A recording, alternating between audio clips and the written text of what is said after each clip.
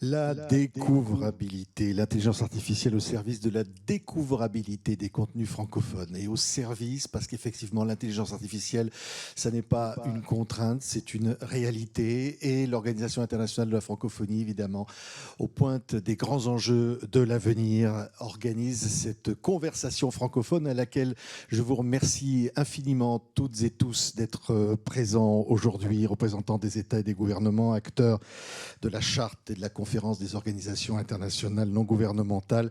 À tous nos invités, un grand merci et nous allons accueillir dans quelques minutes des intervenants de très grande qualité pour ouvrir le débat et vous aurez à un moment ou à un autre à la fin l'occasion de vous exprimer sur ces sujets absolument fondamentaux. Nous aurons aussi avec nous en duplex des personnalités exceptionnelles que nous allons retrouver, que ce soit en Côte d'Ivoire, au Québec. Mais d'abord, évidemment, l'intelligence artificielle est un des grands enjeux de l'avenir de l'Organisation internationale de la francophonie qui s'est placé au cœur de l'avenir. Et c'est pourquoi j'ai un infini plaisir de vous inviter à accueillir la secrétaire générale de la francophonie, Madame Louise Mushikiwabo.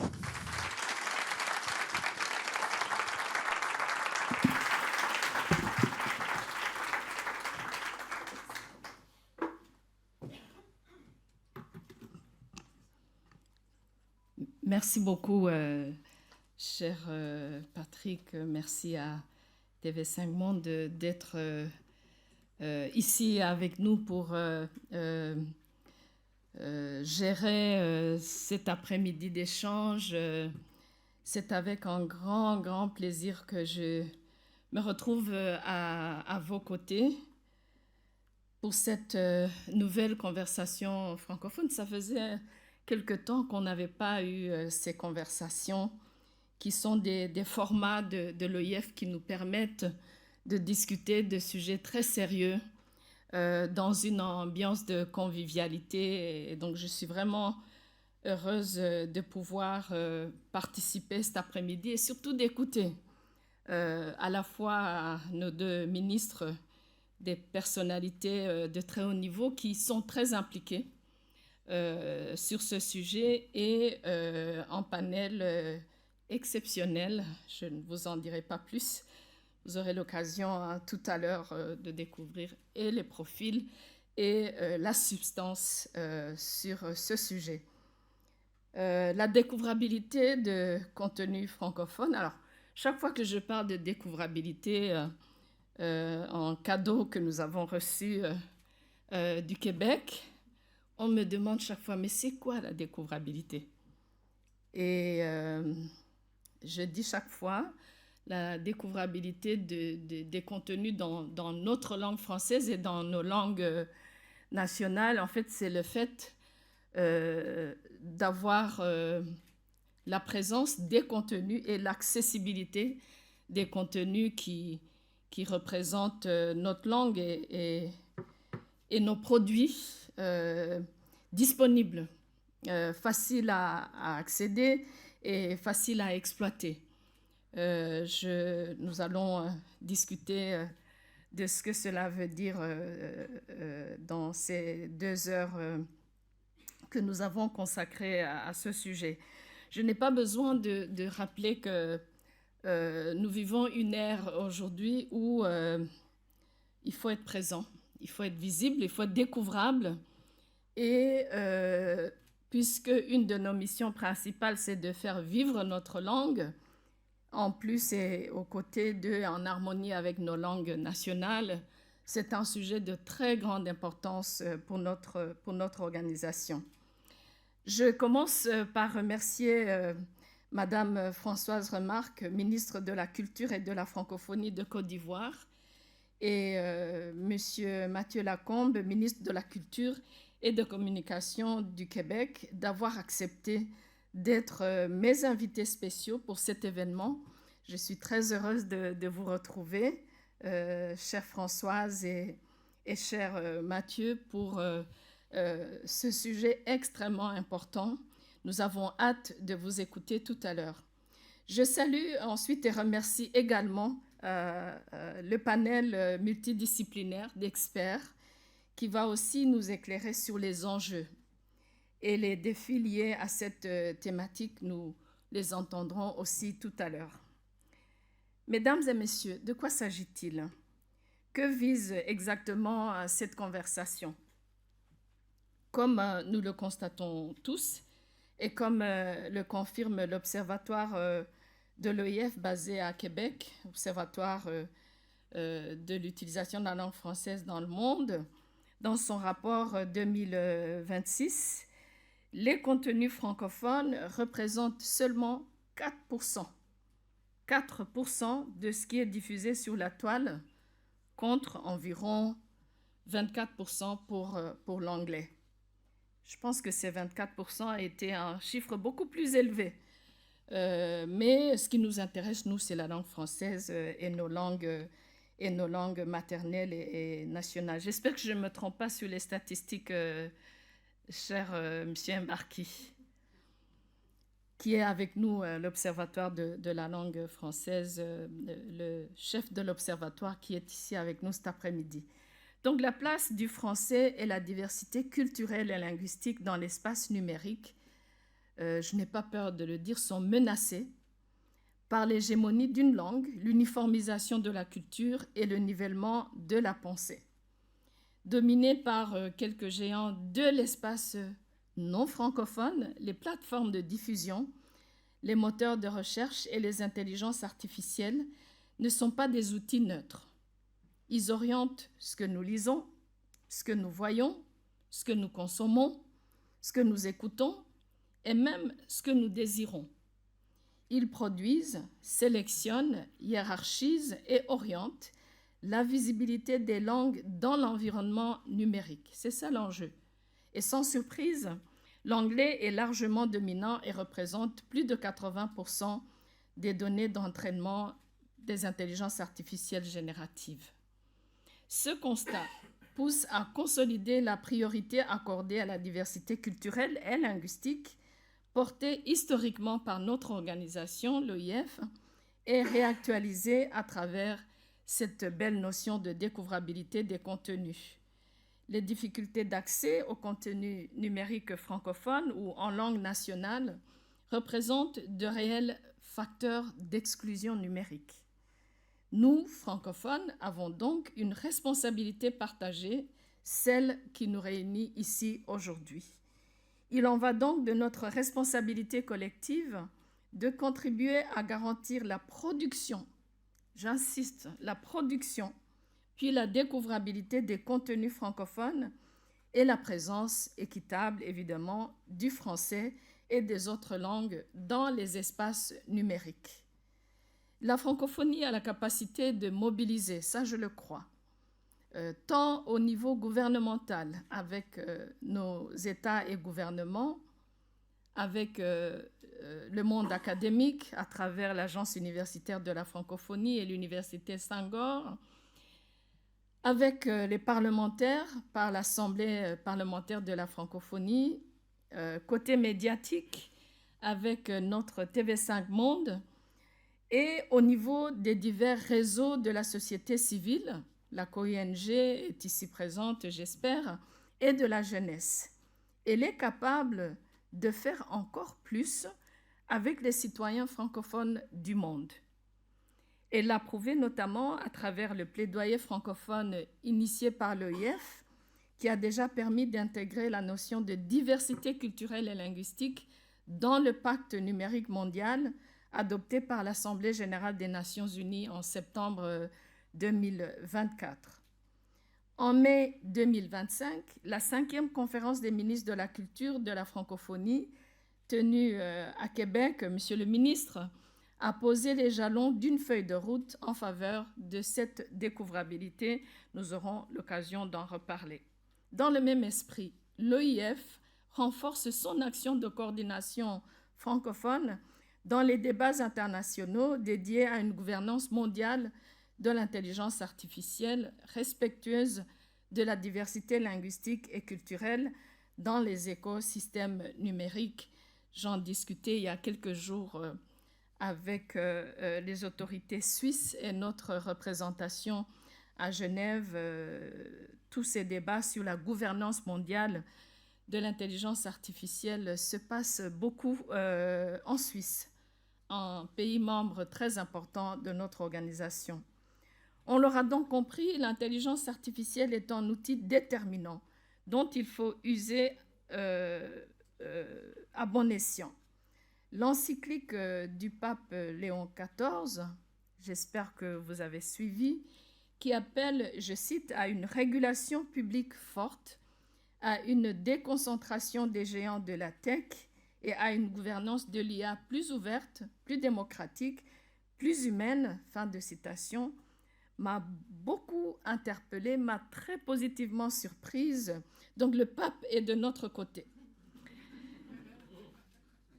Mesdames, messieurs, les jeunes sont les plus enclins à consommer les contenus en format numérique. Leur méthode de découverte privilégiée est la recommandation par suggestion personnalisée automatique, par l'entourage ou encore par les médias sociaux. Ils sont les plus exposés à l'impact des grandes plateformes sur la consommation de contenu. On comprend donc tout l'enjeu de ce débat pour la francophonie, dont les jeunes, l'espace francophone, les jeunes de moins de 15 ans représentent un tiers des francophones dans le monde. Par ailleurs, selon un rapport du World Economic Forum, publié en 2023, seulement 30% des professionnels de l'intelligence artificielle sont des femmes. Cela aussi nous interpelle. L'appel de Kigali reconnaît d'ailleurs la nécessité de l'accès équitable aux technologies numériques et à l'innovation inclusive. Cette inégalité entre les femmes et les hommes nuit à la diversité des visions du monde, qui est, vous le savez très bien, indispensable pour enrichir les solutions technologiques et éviter les biais algorithmiques sexistes. Un sujet qui m'intéresse depuis de nombreuses années. Il y a donc urgence à mieux référencer et mieux intégrer les contenus francophones dans les systèmes d'IA. La francophonie ne peut se contenter de simplement consommer ce qui se produit ailleurs. Elle peut et doit être actrice de sa souveraineté numérique et je souhaite que cette conversation contribue à proposer des solutions aux éléments de fragilité qui menacent l'équilibre des langues, la pluralité des pensées, extrêmement important pour notre organisation, basée sur la rencontre et la solidarité des peuples, et la souveraineté numérique de nos États et gouvernements auxquels nous venons en soutien. La croyance en une technologie neutre compromet la réalité des choses et couvre des choix de conception de langage et de valeurs qui influencent profondément les trajectoires sociales, linguistiques et culturelles de nos espaces. Il importe que l'ensemble des décideurs et parties prenantes reconnaissent ce risque et travaillent à l'atténuer. Je voudrais mentionner ici que je suis en plein exercice de recherche d'un envoyé spécial pour la découvrabilité des contenus francophones.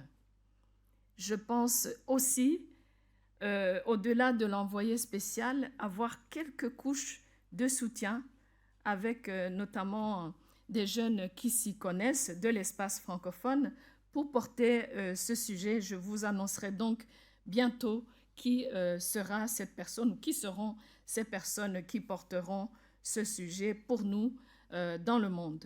Je compte sur vos regards et vos actions aux côtés de la francophonie et c'est tout le sens de cette conversation, c'est tout le sens de votre présence ici, mesdames et messieurs. Encore une fois, un grand merci pour votre présence nombreuse et je vous cède la parole. Merci beaucoup.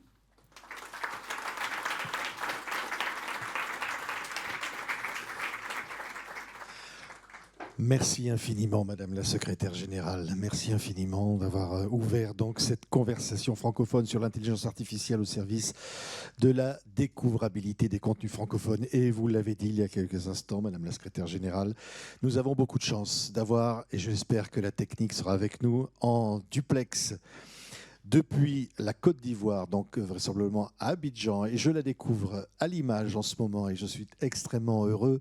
Et nous sommes ici très nombreux dans cette salle, extrêmement heureux de vous accueillir. Madame Françoise Remarque, ministre de la Culture et de la Francophonie de la Côte d'Ivoire. Voilà, merci infiniment Madame Remarque d'être avec nous, Madame la ministre. Et évidemment, vous avez entendu ce qu'a dit à l'instant la secrétaire générale de la Francophonie.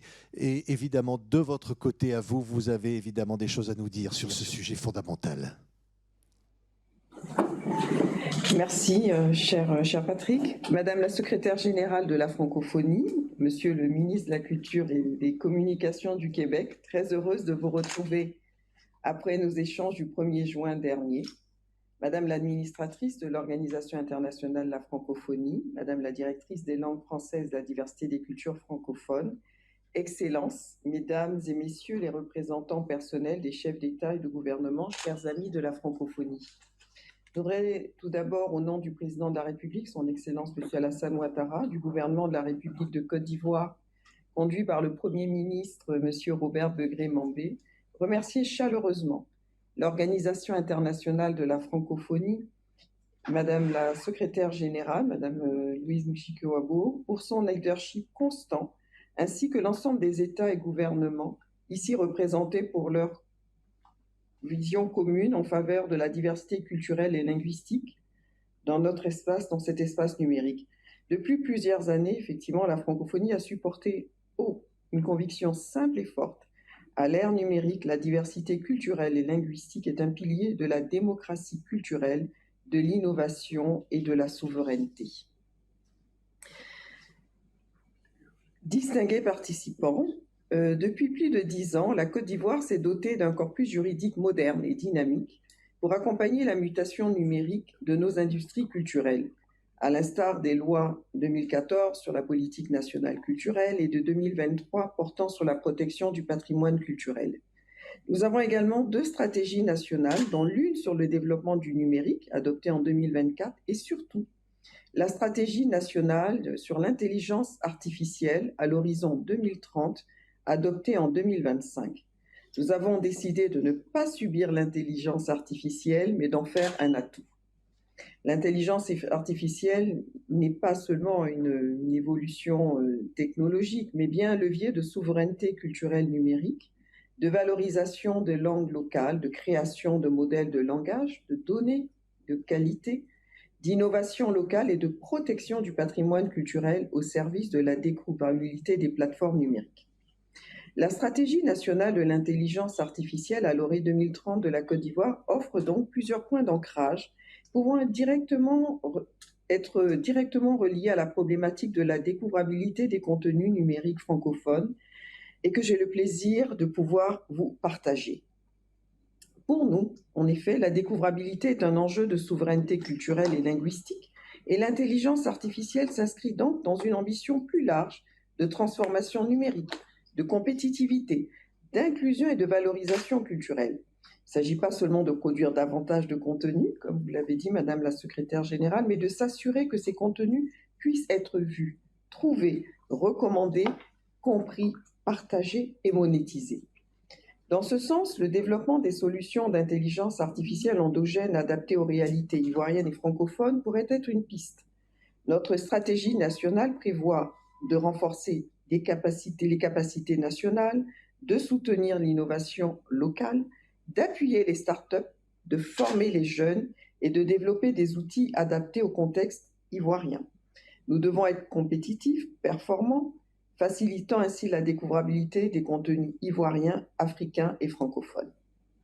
La question du modèle de langage pourrait être un des leviers majeurs de la visibilité pour les contenus francophones.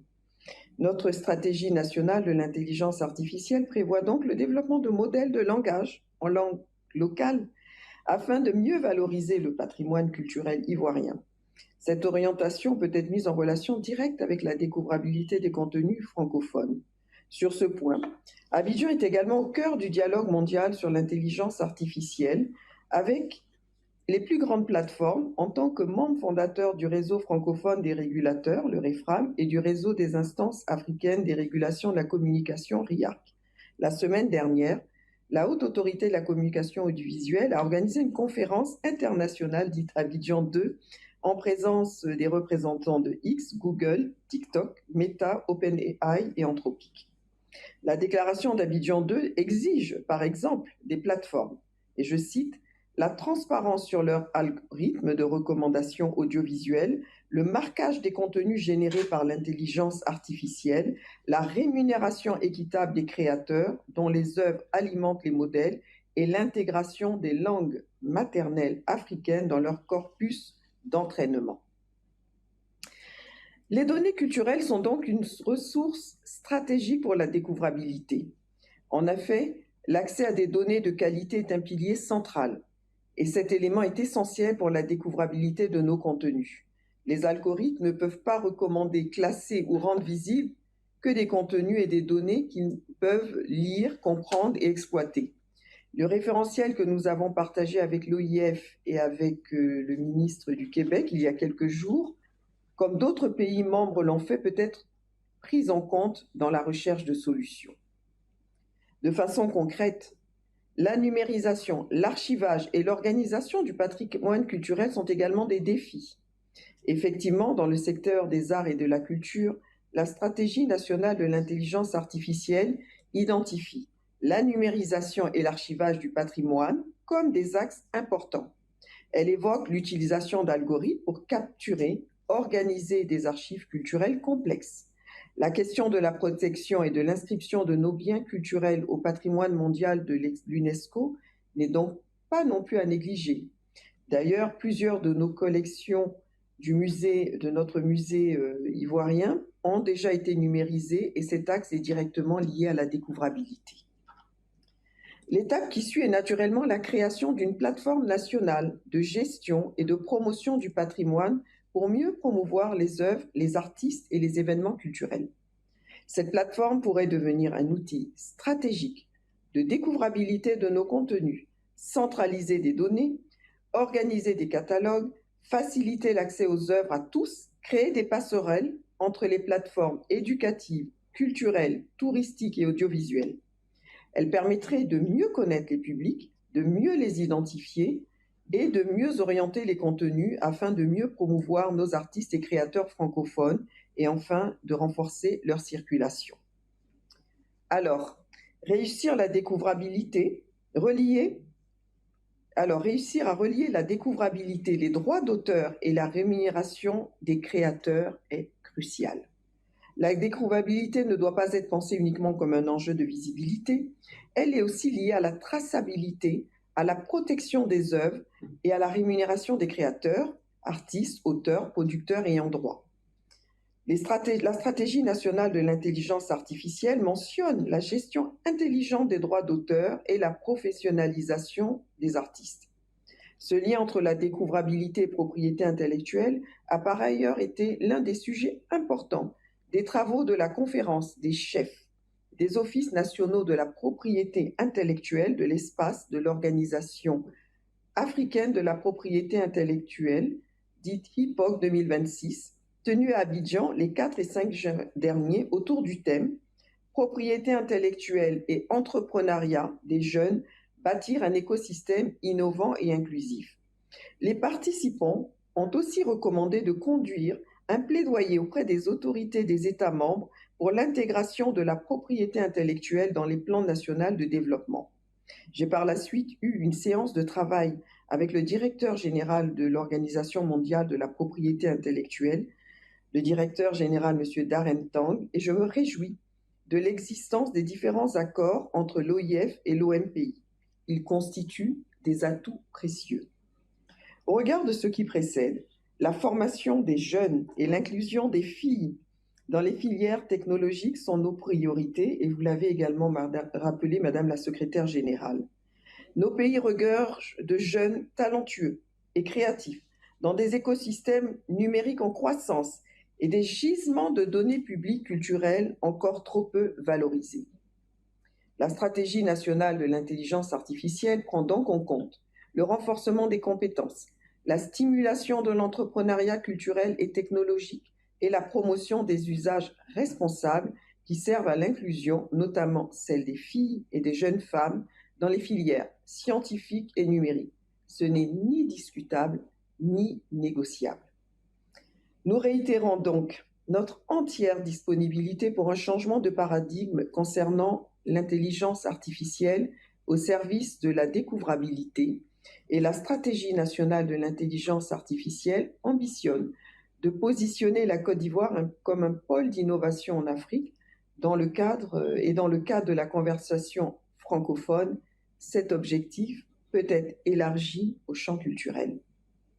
À partir donc de sa stratégie nationale de l'intelligence artificielle, la Côte d'Ivoire, dont la culture est inscrite dans la Constitution comme un pilier stratégique de développement durable, souhaite défendre une vision claire, faire de l'intelligence artificielle un levier de visibilité, de transmission de la langue française, des langues maternelles, de protection aux créateurs et aux contenus culturels francophones, afin que chacun trouve toute sa place dans l'environnement numérique mondial de la valorisation de nos contenus francophones. Je me réjouis donc, Madame la Secrétaire générale, de l'annonce d'un envoyé spécial chargé de la découvrabilité des contenus. Car la découvrabilité doit devenir un objectif de politique publique porté par des données fiables, des infrastructures numériques, des compétences locales, des outils d'intelligence artificielle adaptés et une coopération francophone renforcée. Enfin, la Côte d'Ivoire étant la première puissance économique de l'Union économique monétaire ouest-africaine, l'intégration de l'intelligence artificielle dans l'espace UEMOA est devenue un levier stratégique majeur. Elle s'inscrit d'ailleurs dans le programme régional de développement de l'économie numérique PRDN. N'oublions pas que l'UEMOA compte plus de 152 millions d'habitants. Madame la secrétaire générale, Monsieur le ministre, Madame l'administratrice, auguste assemblée. La qualité des panélistes de la table ronde, les débats qui vont suivre avec les chercheurs, les experts laissent présager des échanges fructueux et des recommandations pragmatiques. Nous attendons donc les conclusions de cette rencontre de l'excellence autour d'un sujet vital. Permettez-moi de clore mon propos en vous remerciant, Madame la secrétaire générale, pour votre disponibilité, votre écoute, pour la qualité de la conduite de notre espace commun. Je me félicite aussi de l'excellence des relations entre la Côte d'Ivoire et l'OIF et l'ensemble des membres de cet espace prestigieux. Nous vous assurons de notre détermination à soutenir toutes les mesures qui seront prises, à proposer et à contribuer à créer les conditions favorables à la viabilité économique de nos créateurs. Le capital humain est et demeure la première richesse de notre espace. Je vous remercie pour votre aimable attention.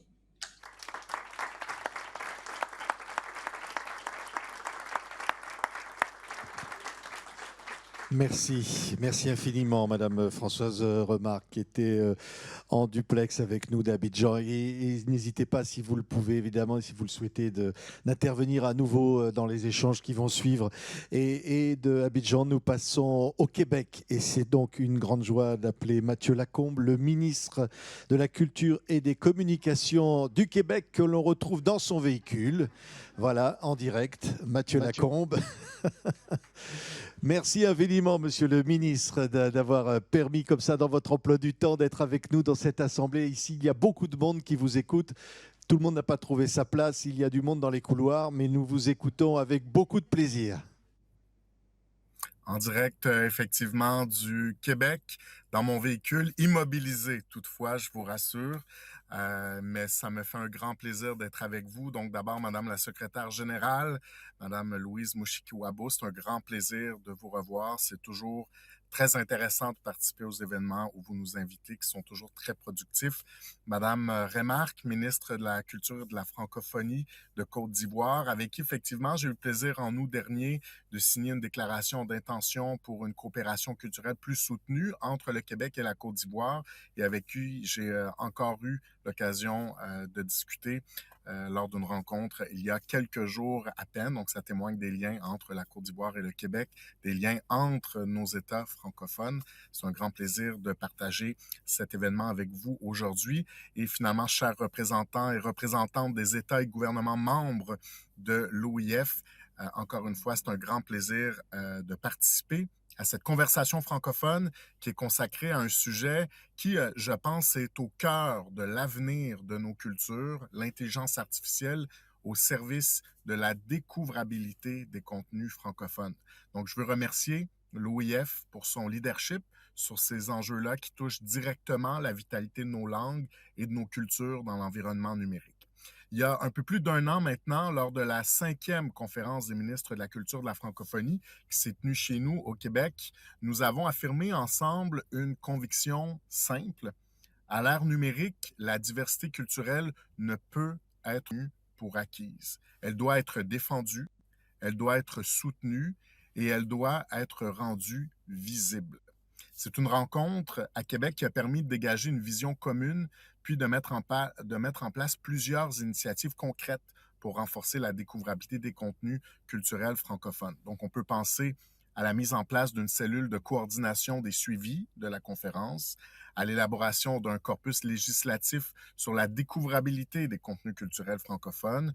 On peut penser à la constitution d'un référentiel des cadres législatifs et institutionnels en culture du Québec et de la Côte d'Ivoire.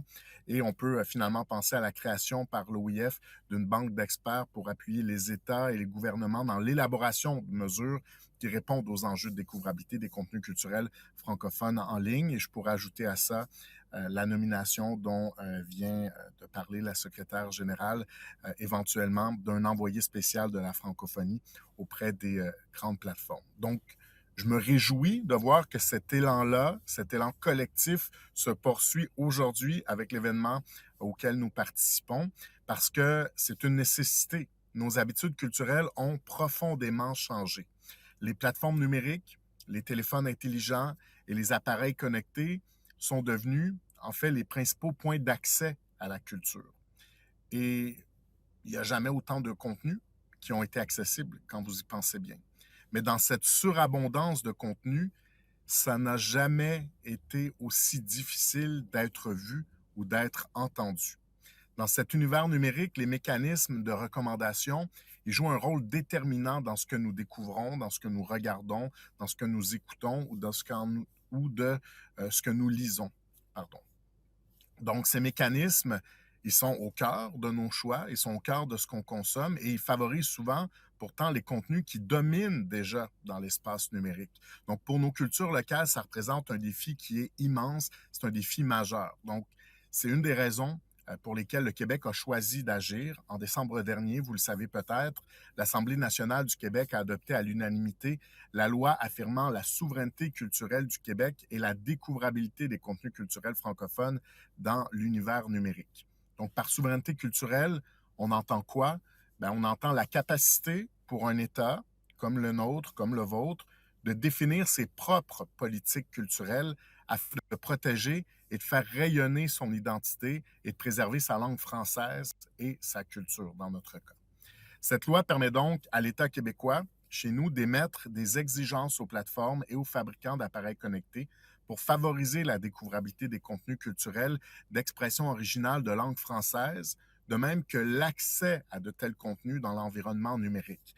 Donc, avoir du contenu, d'une part, dans le catalogue, mais ensuite que ce contenu soit facilement découvrable. Et vous savez que c'est un mot, la découvrabilité, qui vient de faire son entrée dans le dictionnaire, d'ailleurs, dans le Petit Robert. Et qu'est-ce que c'est? Au fond,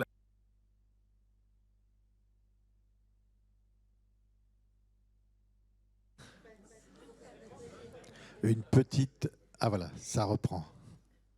Oui, monsieur le ministre, on a une coupure. Vous pouvez y aller. D'accord. Je vous disais donc que cette loi que nous avons adoptée au Québec permet à l'État québécois d'émettre des exigences aux plateformes et aux fabricants d'appareils connectés pour favoriser la découvrabilité des contenus culturels d'expression originale de langue française, de même que l'accès à de tels contenus dans l'environnement numérique. Et j'insiste, on parle de contenu francophone et non de contenu québécois, parce que le Québec veut s'ouvrir au monde francophone et se présenter à lui en français. Donc, dans l'univers numérique, je vous fais ce clin d'œil, contrairement à l'univers réel, on peut choisir nos voisins. Donc, le Québec a fait le choix de vous tendre la main et d'inviter vos nations à être voisines de la nôtre, en quelque sorte, d'inviter vos cultures à rentrer dans nos vies et dans nos cœurs. Et il faut rapidement relever ce défi-là de la découvrabilité parce que nous voyons déjà celui de l'intelligence artificielle qui est à nos portes. L'IA, elle transforme déjà nos sociétés. Son influence sur les secteurs culturels et médiatiques ne fera que grandir et elle soulève des préoccupations qui sont légitimes. Donc, on peut penser, par exemple, à la rémunération des créateurs, aux droits d'auteur. On peut penser également au risque que nos cultures francophones demeurent sous-représentées, voire même invisibilisées dans les grands modèles d'intelligence artificielle qui sont développés ailleurs dans le monde.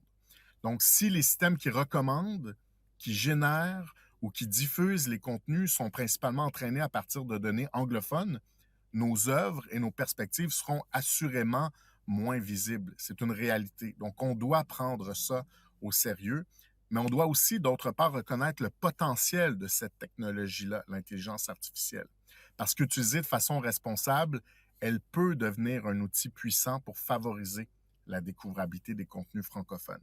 Elle peut contribuer à mieux faire circuler nos œuvres, à rejoindre de nouveaux publics et à mettre en valeur toute la richesse de nos expressions culturelles.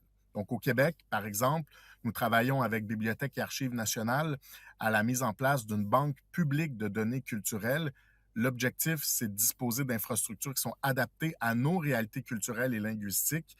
On veut favoriser l'émergence d'outils qui respectent les créateurs, qui protègent les droits d'auteur et qui renforcent la présence des contenus francophones dans l'environnement numérique. Ce qu'on veut essentiellement, c'est que l'intelligence artificielle réfléchisse aussi bien en français qu'en anglais.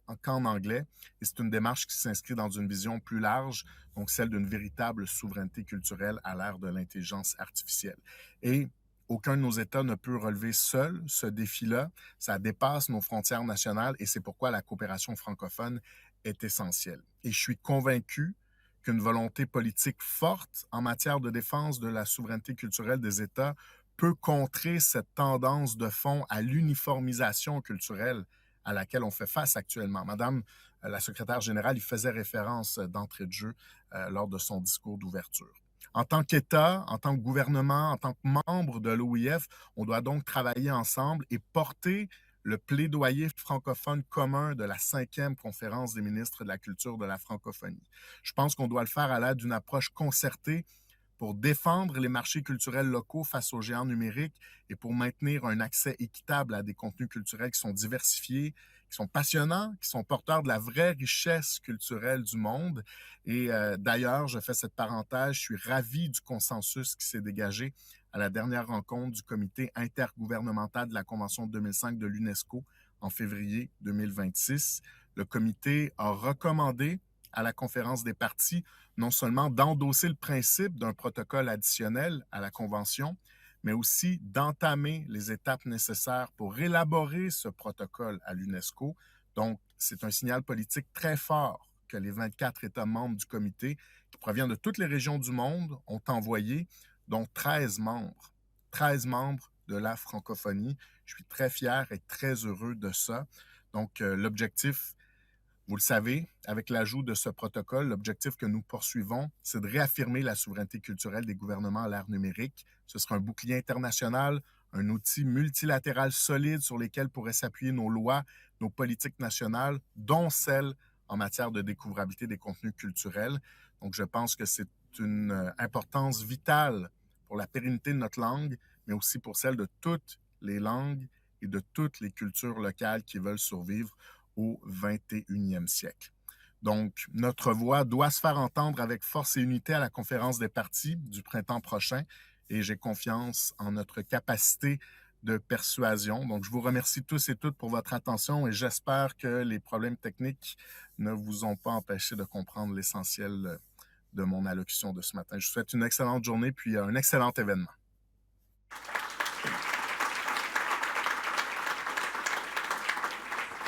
Merci infiniment, Monsieur le ministre. Non, c'était parfait. On a eu 4 secondes d'interruption, donc on a tout suivi et c'était absolument passionnant. Vous savez que aujourd'hui, pour la francophonie, eh bien, la question est fondamentale. Et vous l'avez dit à l'instant, Monsieur le Ministre, comment faire en sorte que l'intelligence artificielle devienne un levier de visibilité pour les contenus francophones plutôt qu'un facteur supplémentaire d'uniformisation de la culture, des savoirs et des imaginaires. Et c'est une question fondamentale que nous allons aborder ensemble avec des intervenants, tous, vous allez le voir, de très grande qualité. Je vais les appeler à venir nous rejoindre ici sur cette scène. D'abord, Mona Laroussi qui nous rejoint. Mona Laroussi, voilà, qui est ici avec nous et qui vient de nous retrouver, qui est donc docteur en informatique, qui dirige l'Institut de la francophonie pour l'éducation et la formation à Dakar, un organe subsidiaire de l'OIF, présent dans l'espace francophone depuis 2017. Elle accompagne les États membres dans l'élaboration de leur politique éducative et elle œuvre au déploiement du numérique dans l'enseignement francophone. Mona Laroussi. Nous rejoint maintenant Steven Talek, qui arrive ici, qui est co-fondateur d'Arverster, un cabinet de conseil spécialisé dans la culture qui aide ses clients à comprendre et tirer profit des changements qui façonnent cette industrie. Arverster, donc votre société, analyse les dynamiques de découvrabilité et de visibilité des contenus sur les plateformes. Ces données alimentent des travaux institutionnels et notamment qui sont notés au CNC ou à l'UNESCO, entre autres choses.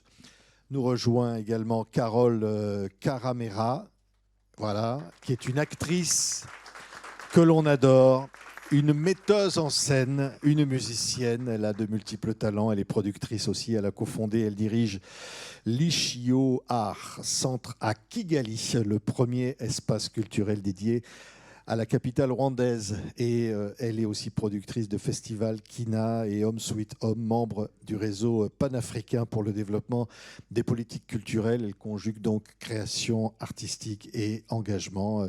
Et donc, vous avez aussi organisé des rencontres internationales du livre au Rwanda, les premières. Et donc, de cela, on vous en félicite et on vous en remercie beaucoup. Nous rejoint enfin Martin Boujol, qui est genevois. Il est l'un des prescripteurs littéraires francophones les plus suivis sur les réseaux sociaux. Alors, il m'a donné le chiffre en préparant cette rencontre. C'est 365 000 abonnés sur sa page qui s'intitule « La nuit sera mot ». Et ça ne cesse de monter, le nombre d'abonnés. Donc, n'hésitez pas à vous abonner aussi, ça fera monter les chiffres. Il publie des recommandations de lecture. Il est ancien financier. Il intervient également dans des écoles et des entreprises. Il est l'auteur de « Et si on lisait ?» qui est un cahier d'activités pour les amoureux des livres, qui a été publié chez Solar. Et vous venez donc de publier « Le trésor des livres » chez Grasset, qui vient juste de sortir. Il faut l'acheter. C'est encore quelque chose qui donne envie de lire. Et donc, c'est très important. Et donc, on va s'intéresser à comprendre les enjeux. Comment l'intelligence artificielle façonne-t-elle la visibilité des contenus? D'abord, je voudrais m'adresser au co-fondateur de Arverster, donc, qui est avec nous pour aborder les enjeux culturels et linguistiques. J'aimerais que nous revenions sur le fonctionnement même de ces technologies. Arverster, que vous avez développé, développe des méthodes concrètes pour mesurer la visibilité des contenus sur les grandes plateformes.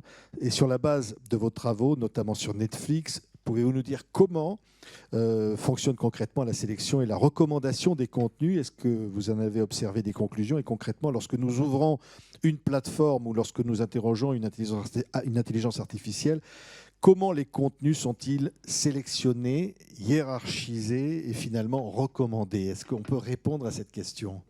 Merci beaucoup pour cette question et puis merci beaucoup surtout à l'OIF pour l'invitation. Pour la petite anecdote, la question de la découvrabilité est une question qui est portée de longue date par l'OIF puisque la première fois que j'ai été invité à échanger sur ce propos, c'était en 2019 à Montréal et à cette époque-là, j'étais encore jeune chercheur et j'étais venu présenter un prototype de ce qui aurait permis finalement de mesurer la découvrabilité sur les services audiovisuels en ligne. Et c'est assez rigolo parce qu'aujourd'hui, ce prototype est devenu une réalité industrielle. Aujourd'hui, on est une société et donc on est les premiers finalement à mesurer la découvrabilité sur ces services-là qui utilisent la personnalisation algorithmique. Alors pour répondre... Oui. Qu'est-ce qu'on mesure vraiment déjà Alors c'est important, je pense, de distinguer finalement l'offre disponible de l'offre découvrable. Et très concrètement, pour un service audiovisuel comme Netflix, Prime Video ou TV5 Monde ou France Télévisions, il s'agit de ce qui est de son catalogue versus ce qui est présenté à l'utilisateur, ce à quoi il a accès au moment où il se connecte. Alors chez Harvester, c'est assez simple. On considère que la page d'accueil est donc l'espace de rencontre entre l'offre de contenu et c'est vraiment cet espace-là que nous, on s'est cantonné à mesurer et donc à chiffrer très précisément. Pour vous donner un ordre d'idée, un catalogue comme celui de Netflix contient environ 5000 titres, plusieurs milliers de titres donc. Il en propose environ 1200 à ses utilisateurs. Et il est évident qu'un utilisateur ne va pas scroller jusqu'à la fin de la page d'accueil. Et donc, vraiment une infime partie de ces contenus-là, de ces œuvres-là, lui sont accessibles. Il y a une forme de hiérarchie qui se crée dans l'offre. Effectivement. Et aujourd'hui, les institutions mesurent essentiellement l'offre dans sa totalité, le catalogue qui est disponible, et s'intéresse finalement assez peu, ou en tout cas c'est quelque chose qui est assez émergent, à ce qui est réellement montré aux utilisateurs. Et c'est ce qui nous intéresse, nous, avec Harvester. C'est le cas par exemple pour Netflix, Prime, Disney et tous les diffuseurs nationaux, et l'IA est en train justement de nous permettre d'étendre considérablement notre périmètre d'analyse à l'ensemble des territoires européens, mais aussi extra-européens. Mais qu'est-ce que l'intelligence artificielle, j'allais dire, produit de différent par rapport à des choix humains éditoriaux? On veut dire, on va choisir ça ou ça, mais comment l'intelligence artificielle intervient dans ce choix? Alors ça, c'est très intéressant et je pense que c'est assez contre-intuitif finalement. Nous, ce qu'on observe au quotidien sur donc, les pages d'accueil qu'on observe, c'est que finalement, il y a, en dépit de ces algorithmes de recommandation, une éditorialisation humaine qui reste extrêmement forte, et notamment sur Netflix. Et donc je vais vous citer un chiffre, 25% finalement des œuvres qui sont présentées aux utilisateurs le sont pour tous les utilisateurs, indépendamment de leur historique de visionnage. Ce qui montre finalement pour le service qui est le service le plus personnalisé au monde, hein. Donc Netflix, c'est quand même 330 millions d'utilisateurs dans le monde, et c'est celui qui a le système le plus efficace, le plus robuste. Finalement, ce qu'on remarque, c'est que l'humain reste extrêmement présent et garde la main en fait, sur ce qui propose à ses utilisateurs partout dans le monde. Mais est-ce que néanmoins, vous avez constaté une différence entre, on va dire, des contenus européens ou des contenus qui viendraient du Sud? Est-ce qu'il y a une forme de hiérarchisation? Est-ce que vos recherches ont permis de montrer des déséquilibres dans la visibilité des contenus européens et francophones? À l'université, à l'époque, effectivement, on avait réalisé une étude sur la mise en avant des œuvres européennes sur Netflix en France. Et nous, nos conclusions, c'était qu'il y avait finalement une absence de bulle de filtre. En fait, l'utilisateur a accès aux œuvres européennes. Il a toujours une porte de sortie, même s'il va regarder uniquement des contenus américains, par exemple. Donc, je serais un petit peu plus nuancé quand même sur ce sujet. Ça ne veut pas dire qu'il ne faut pas imposer des quotas sur des zones qui soient plus visibles pour les utilisateurs. Il y a des zones stratégiques sur ces pages d'accueil-là qu'il faudrait peut-être observer beaucoup plus précisément, de manière beaucoup plus granulaire, et pour pouvoir faire des observations peut-être un peu plus concluantes. Mais est-ce qu'on pourrait dire, est-ce que les algorithmes sont neutres réellement? Ou est-ce qu'ils ont un biais, un engagement à défendre plutôt quelque chose qu'autre chose? Comme je vous le disais, je trouve que nous, ce qu'on constate vraiment, c'est qu'il y a vraiment une forte éditorialisation sur ces services-là. Ça veut dire qu'ils ne sont pas neutres, forcément. Ça veut dire qu'il y a une stratégie marketing, éditoriale qui est mise en place par ce service à un niveau... Des langues et des territoires qui sont défavorisés, clairement. Alors, oui, ça reste un service américain, et donc ils produisent des contenus américains, mais pas que. Aussi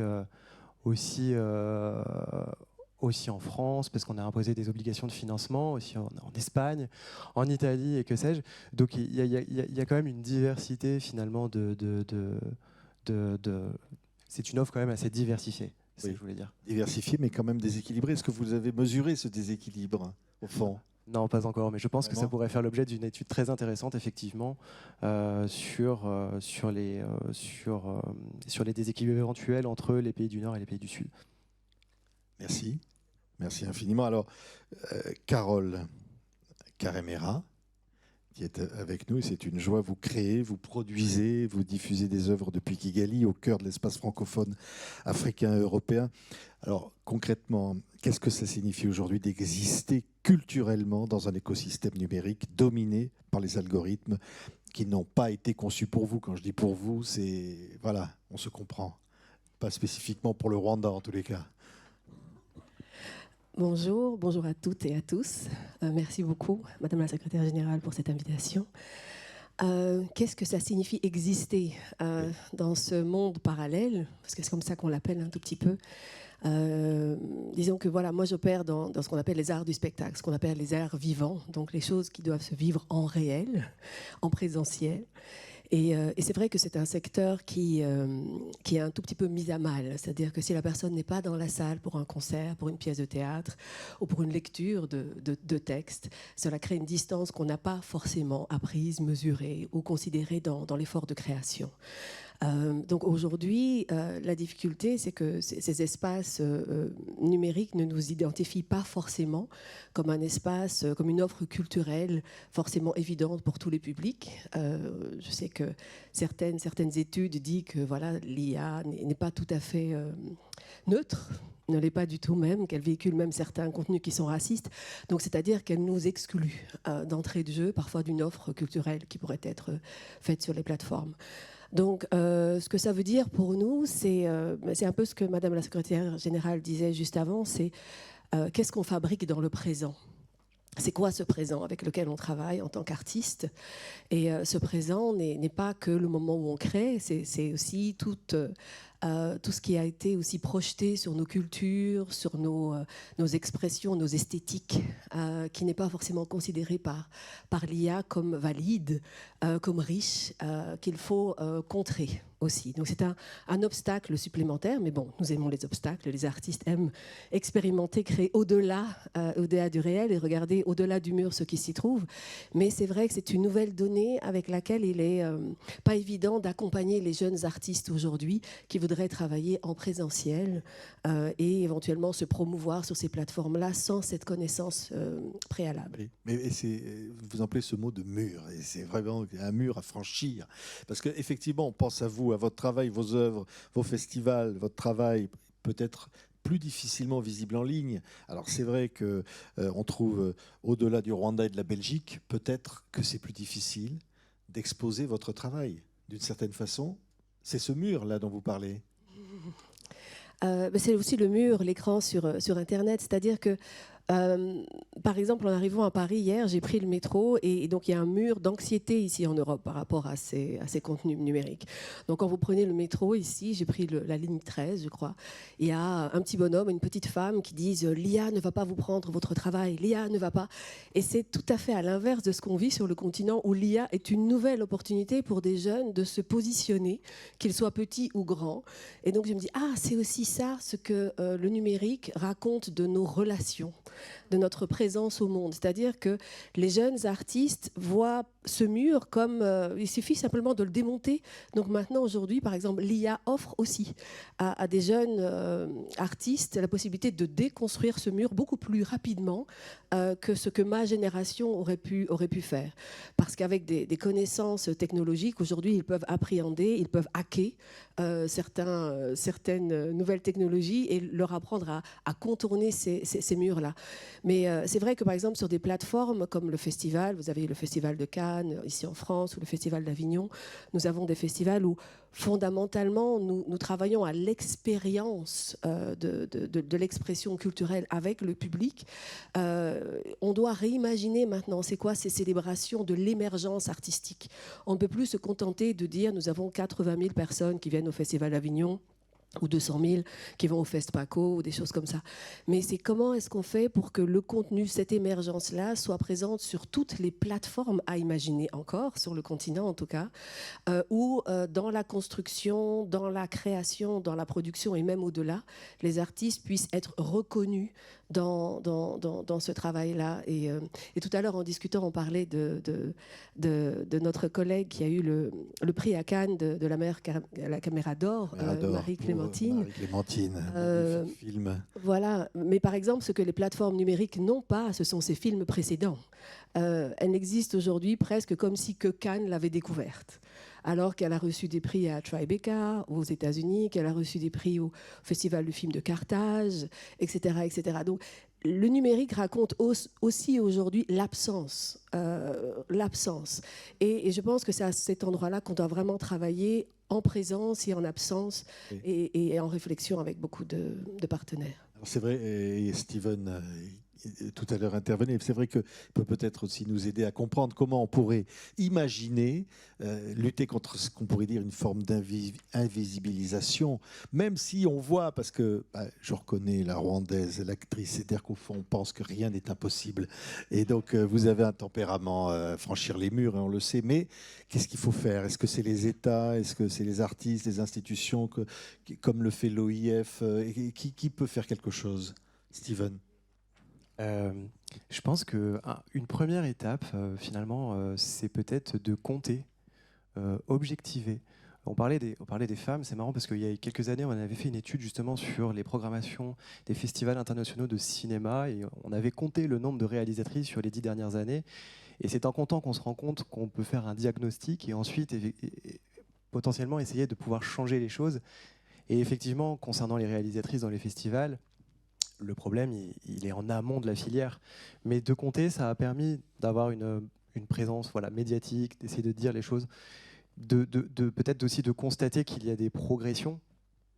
C'est important de les souligner, je pense. Oui. Oui, je pense qu'effectivement, avoir des statistiques pour imaginer aussi des stratégies. Et donc, quels sont les outils qu'on met à disposition de tous les opérateurs culturels du continent, parce que je parlais du continent auquel j'appartiens, pour pouvoir mesurer aussi ce qui se fabrique, ce qui se consomme aussi sur le continent. Et aujourd'hui, on a peu d'universités ou peu de chercheurs du continent qui travaillent, je ne sais pas, à l'université Sangor ou autre, qui développent des plateformes et des outils technologiques pour permettre aux artistes de mesurer eux-mêmes. Et quand je parle d'outils technologiques, c'est quelque chose de tout à fait accessible, c'est-à-dire sur nos portables qu'on peut acheter au coin de la rue avec des méthodes et des outils d'utilisation qui soient relativement amicales pour que n'importe quel consommateur puisse se dire « je participe à la vie de l'artiste en partageant mon ressenti d'une œuvre, en partageant le nombre de fois où je suis allé voir la plateforme de cet artiste ou quel artiste je suis le plus en streaming ou des choses comme ça ». Donc je pense qu'il y a l'éducation, on n'a pas assez de chercheurs sur le continent qui pourraient aider à faire ce travail-là. Et puis, voilà, Madame la Ministre a aussi parlé d'agences nationales et de nouvelles politiques qui vont vers l'IA. Et voilà, le Rwanda, d'où je viens, aussi a une agence nationale pour l'IA. Donc c'est aussi de faire du plaidoyer pour que le contenu culturel fasse aussi partie de ces stratégies de développement et d'accompagnement du secteur privé. On a des secteurs prioritaires, l'éducation, l'agriculture, etc. Mais comment faire en sorte que on n'attende pas la prochaine convention de l'UNESCO, donc c'était une bonne nouvelle après 20 ans, pour que la culture et les industries culturelles fassent partie de la naissance, en fait, des membres du bras, de la jambe du nouveau bébé, de la nouvelle agence pour l'IA qu'on met au monde, que ce soit d'entrée de jeu, que ces questions soient posées, comme vous le disiez, afin de pouvoir récolter les informations nécessaires. C'est vrai qu'il faut saluer l'Organisation internationale de la francophonie sous l'impulsion de sa secrétaire générale qui a mis cette question au cœur des enjeux. Mais l'expérience concrète des créateurs francophones, et là je me tourne vers Martin Boujol qui est à vos côtés, qui a construit une communauté de plus de 350 000 abonnés autour de la littérature francophone. On sait par exemple que le BookTok anglophone est devenu un phénomène mondial, propulsé par les algorithmes de TikTok.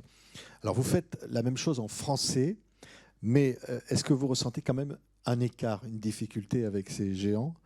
Concrètement, comment les algorithmes façonnent votre façon de créer, de choisir vos contenus, de vous adresser directement à votre public? Alors déjà, merci à tous pour votre accueil et votre présence. Je ne sens pas forcément un écart conséquent, dans le sens où on a dit la stat avant que il y avait 4% des contenus digitaux qui étaient francophones. Je crois que ça correspond aussi à peu près à la proportion de francophones dans le monde, non? C'est 4 à 5%, je crois. Les Anglais, je crois qu'ils sont à 20%. Je crois qu'il y a 20% de francophones dans le monde et 24% de contenu anglophone dans le monde. Donc je pense qu'en fait, peut-être qu'ils sont un peu plus en avance sur nous. Mais fondamentalement, si on prend les stats, ça va, c'est rien de trop alarmant. Je pense que la question, c'est pas forcément de rattraper, mais de ne pas se laisser distancer. Voilà. Donc déjà, une bonne petite nouvelle, ne soyons pas trop alarmés. Hein. On peut l'applaudir. Je vais aller regarder ça sur Internet rapidement avant. Mais oui, en effet, les algorithmes conditionnent considérablement la manière dont je produis mes contenus. C'est vrai que les règles changent. Enfin, il y a des règles connues, connues ou inconnues, il faut les découvrir un petit peu, et elles changent. Donc, c'est-à-dire qu'au début, c'était une question de combien on avait de likes sur notre post Instagram ou TikTok. Ça a vite été contourné par des personnes qui pouvaient mettre des faux likes. Alors ensuite, ça a été contourné par des commentaires. Le nombre de commentaires était plus prenant. Mais forcément, on a eu des IA qui ont réussi à faire des faux commentaires. Ok, on a oublié les commentaires. La seule chose qui finalement n'a pas été on n'a pas pu contourner ça avec des robots pour l'instant, mais je crois que c'est encore en train de changer, c'est le temps de visionnage et plus précisément le nombre de personnes qui accrochent dès les premières secondes. C'est-à-dire qu'en fait, maintenant, la statistique sur Instagram qui détermine vraiment le succès d'un contenu, c'est le nombre de personnes qui décrochent. Et en fait, il faut que ce ratio en fait, soit le plus bas possible. C'est-à-dire que si vous avez 40% des gens qui décrochent de vos contenus dans les 3 premières secondes, c'est bien. Si vous avez 60% des gens qui décrochent de ce contenu, c'est pas bien. Si vous avez 80% des gens qui décrochent, c'est vraiment pas bien du tout. Voilà un peu le ratio que c'est. Comment vous faites pour arriver, finalement, on a l'impression à déjouer les algorithmes, à être plus fort qu'eux? C'est toute une affaire. Il faut travailler dans le côté sensationnel en fait, du contenu. Ce qui fait qu'en fait, on va devoir déjà aborder l'enjeu, pourquoi est-ce que c'est intéressant, la phrase choquante si possible, et ce, dans les 5 premières secondes. Ce qui est pas facile et ce qui peut-être des fois enlève de la profondeur. Donc ça, on est vraiment très conditionné par ça. Ensuite, comment est-ce que je choisis? Ça veut dire qu'en fait, vous conditionnez parfois votre propos, ou même les contenus, par rapport aux algorithmes. Pour avoir un succès, il faut quand même, il faut adapter un petit peu pour obéir à leurs règles, ce qui est très dommage. On n'a pas une liberté artistique totale si on veut faire, je sais pas, 100 000, 500 000, 1 million de vues. Ouais, clairement pas. Donc on n'a pas le choix. Il faut peut-être. On a toujours le choix, mais il faut accepter d'avoir moins de vues. Oui. Ce qui est un problème. C'est obéir à l'algorithme ou alors on est sanctionné. C'est ça. Mais bon, voilà. Ensuite, moi, comment est-ce que je fais mes contenus? J'essaie toujours d'avoir à la fois une partie donc je parle de littérature, hein, de classiques, de romans contemporains et de romans qui sont ce que j'appelle des pépites inconnues, donc des livres qu'on n'aurait pas forcément abordés en général dans la presse. Ça peut être soit un classique oublié, soit un livre, ça peut être d'un pays par exemple africain ou d'un pays qui est francophone et qui est un peu moins exposé sur la presse française. J'aime bien faire ça aussi. Mais je pense que le véritable problème de cette concentration autour de livres connus, de choses communes en fait, que ça soit je ne sais pas pour le cinéma, mais en tout cas dans la littérature, c'est que à mon avis, il y a déjà un focus qui est énorme sur ce qui est produit à Paris, ce qui est produit dans les grandes maisons d'édition, et dans la presse, dans les prix, dans tous ces événements littéraires. Est-ce que c'est plus facile de faire émerger des contenus en anglais qu'en français, par exemple? Je pense pas, non. Je pense pas. Je pense qu'à mon avis, c'est égal. À mon avis, il y aura vraiment. C'est pas forcément une vraie question parce qu'en final, c'est les anglophones qui consomment, voilà, je fais un anglicisme en plus, qui consomment des contenus en anglais et des francophones qui vont consommer des contenus en français. Et ça, en plus, ça va être même appelé à changer parce que maintenant, il y a des IA sur les sur les différentes plateformes qui traduisent automatiquement les différents contenus. Ça ne marche pas hyper bien pour l'instant, mais ça va marcher bientôt. On dirait que je défends, hein, mais ce n'est pas le cas. Mais je pense que ça sera c'est pas forcément une question de langue, c'est vraiment une question de territoire. Et je pense que les territoires qu'il faut plus exposer, c'est ceux qui n'ont pas accès en fait à cet univers qui est très concentrationnaire qu'est l'univers francophone, où Paris décide de ce qui est en vogue. Et par exemple, pour vous donner un exemple, s'il y a le prix Goncourt qui sort demain, j'ai tout intérêt à faire une vidéo qui l'encense ou qui le déteste, peu importe. Mais je vais parler de quelque chose que tout le monde veut, dont tout le monde en fait veut entendre quelque chose. Alors que si je parle d'un roman d'une petite maison d'édition en Côte d'Ivoire qui est complètement inconnu, c'est pas forcément un sujet actuel pour le reste de la francophonie. Donc je pense qu'en fait, une meilleure distribution des contenus francophones, ça va pas forcément passer uniquement par le digital, c'est une arme aussi, mais ça va aussi passer par une plus grande célébration de la diversité francophone, et ce, pas dans le digital. Oui, alors, oui, c'est vrai que ça, c'est un vrai discours contre l'uniformisation. Dire voilà, il faut cette diversité, c'est fondamental. Mais là, vous avez beaucoup de décideurs dans cette salle. On les remercie d'être là. Si vous aviez l'occasion de leur demander ou leur dire quelque chose, qu'est-ce que vous souhaiteriez finalement dire, vu votre expérience, à vous? Je pense qu'on a aussi, enfin, pour encore prendre un autre angle, on a beaucoup abordé la chose sur l'angle de l'offre, dans le sens où on va toujours donner des subventions à des maisons pour qu'ils publient plus, pour qu'ils donnent plus d'argent à des auteurs, pour qu'ils puissent faire plus d'événements, pour qu'ils puissent imprimer des plus beaux livres et en plus grand nombre d'exemplaires. C'est très bien. Mais à mon avis, ce qu'il faut faire aussi, c'est motiver le lectorat. Parce que notre vraie crise, c'est que les lecteurs diminuent. C'est pas qu'on n'a pas assez de livres. Et je pense qu'il faut essayer de trouver des mesures concrètes, des mesures qui donnent envie pour développer le lectorat et qu'il ait non seulement envie de lire, qu'il ait envie de quitter ses écrans, qu'il réalise en fait la profonde influence que la littérature peut avoir sur lui et sur le monde, et ce, en célébrant aussi des maisons qui sont souvent invisibilisées, des auteurs qui n'ont pas forcément la voix, qui étaient suffisamment portés. Et je pense qu'il y a plein de mesures, on y reviendra dans les prochaines questions, mais je pense que plein de mesures concrètes peuvent être activées pour ce faire. Oui, peut-être aller, vous avez des idées là-dessus? N'est pas de... Oh oui. Profitez-en. Pour moi, il y a plein de choses qui ne vont pas, mais notamment dans le système scolaire, je pense qu'on aborde très mal la littérature.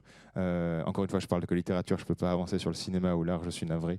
Mais pourquoi est-ce qu'on commence par les romans médiévaux, par exemple? Quand on a 15 ans, on ne veut pas du tout lire ça. Moi, quand j'avais 15 ans, je voulais lire des romans avec, je sais pas, de la fête, des filles, du voyage, des choses comme ça. Je pense qu'on a déjà ça. On aborde en fait la littérature dans le mauvais sens, dans un sens qui est très académique et très dépassé. Même si j'ai rien contre les chansons de geste, hein, mais peut-être plus tard, peut-être qu'on a 25 ans, c'est peut-être plus, il y a quelque chose de plus chouette là-dedans. Et je pense qu'il y a aussi une dimension qui est cruciale dans la littérature et dans l'art en général, c'est la dimension de choix. Dans le sens où quand vous allez en librairie, vous choisissez votre lecture, vous n'allez pas lire n'importe quoi. Alors qu'en cours de français, on nous impose La Bête humaine de Zola, on a 14 ans et c'est comme ça. Et je pense que ce n'est pas du tout la bonne manière d'aborder la littérature dans l'éducation. Donc je pense qu'à mon avis, ça passe déjà par l'éducation. Et après, je ne vais pas m'étaler là-dessus, mais j'ai encore d'autres idées, je pourrais les aborder après. Ah, vous avez eu de la chance. La Bête humaine. Nous, c'était Germinal. Mais alors... Qui construit l'intelligence artificielle de demain? Et c'est vrai que qui est derrière finalement? Au fond, il y a quelqu'un derrière cette intelligence artificielle. Ça ne vient pas comme ça du ciel. Et c'est là aussi une question fondamentale. Et donc, Mona Laroussi, qui est à mes côtés, va pouvoir parler. Une intelligence artificielle reflète des données sur lesquelles elle est entraînée, des personnes qui la conçoivent. Dès lors, la question des compétences et de l'inclusion devient centrale. La francophonie compte plus de 396 millions de personnes, dont la majorité a moins de 30 ans.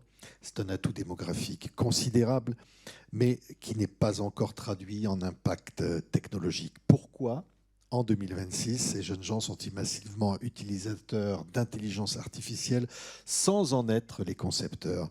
Qu'est-ce qui bloque concrètement? Qu'est-ce qui bloque le passage de la consommation à la création?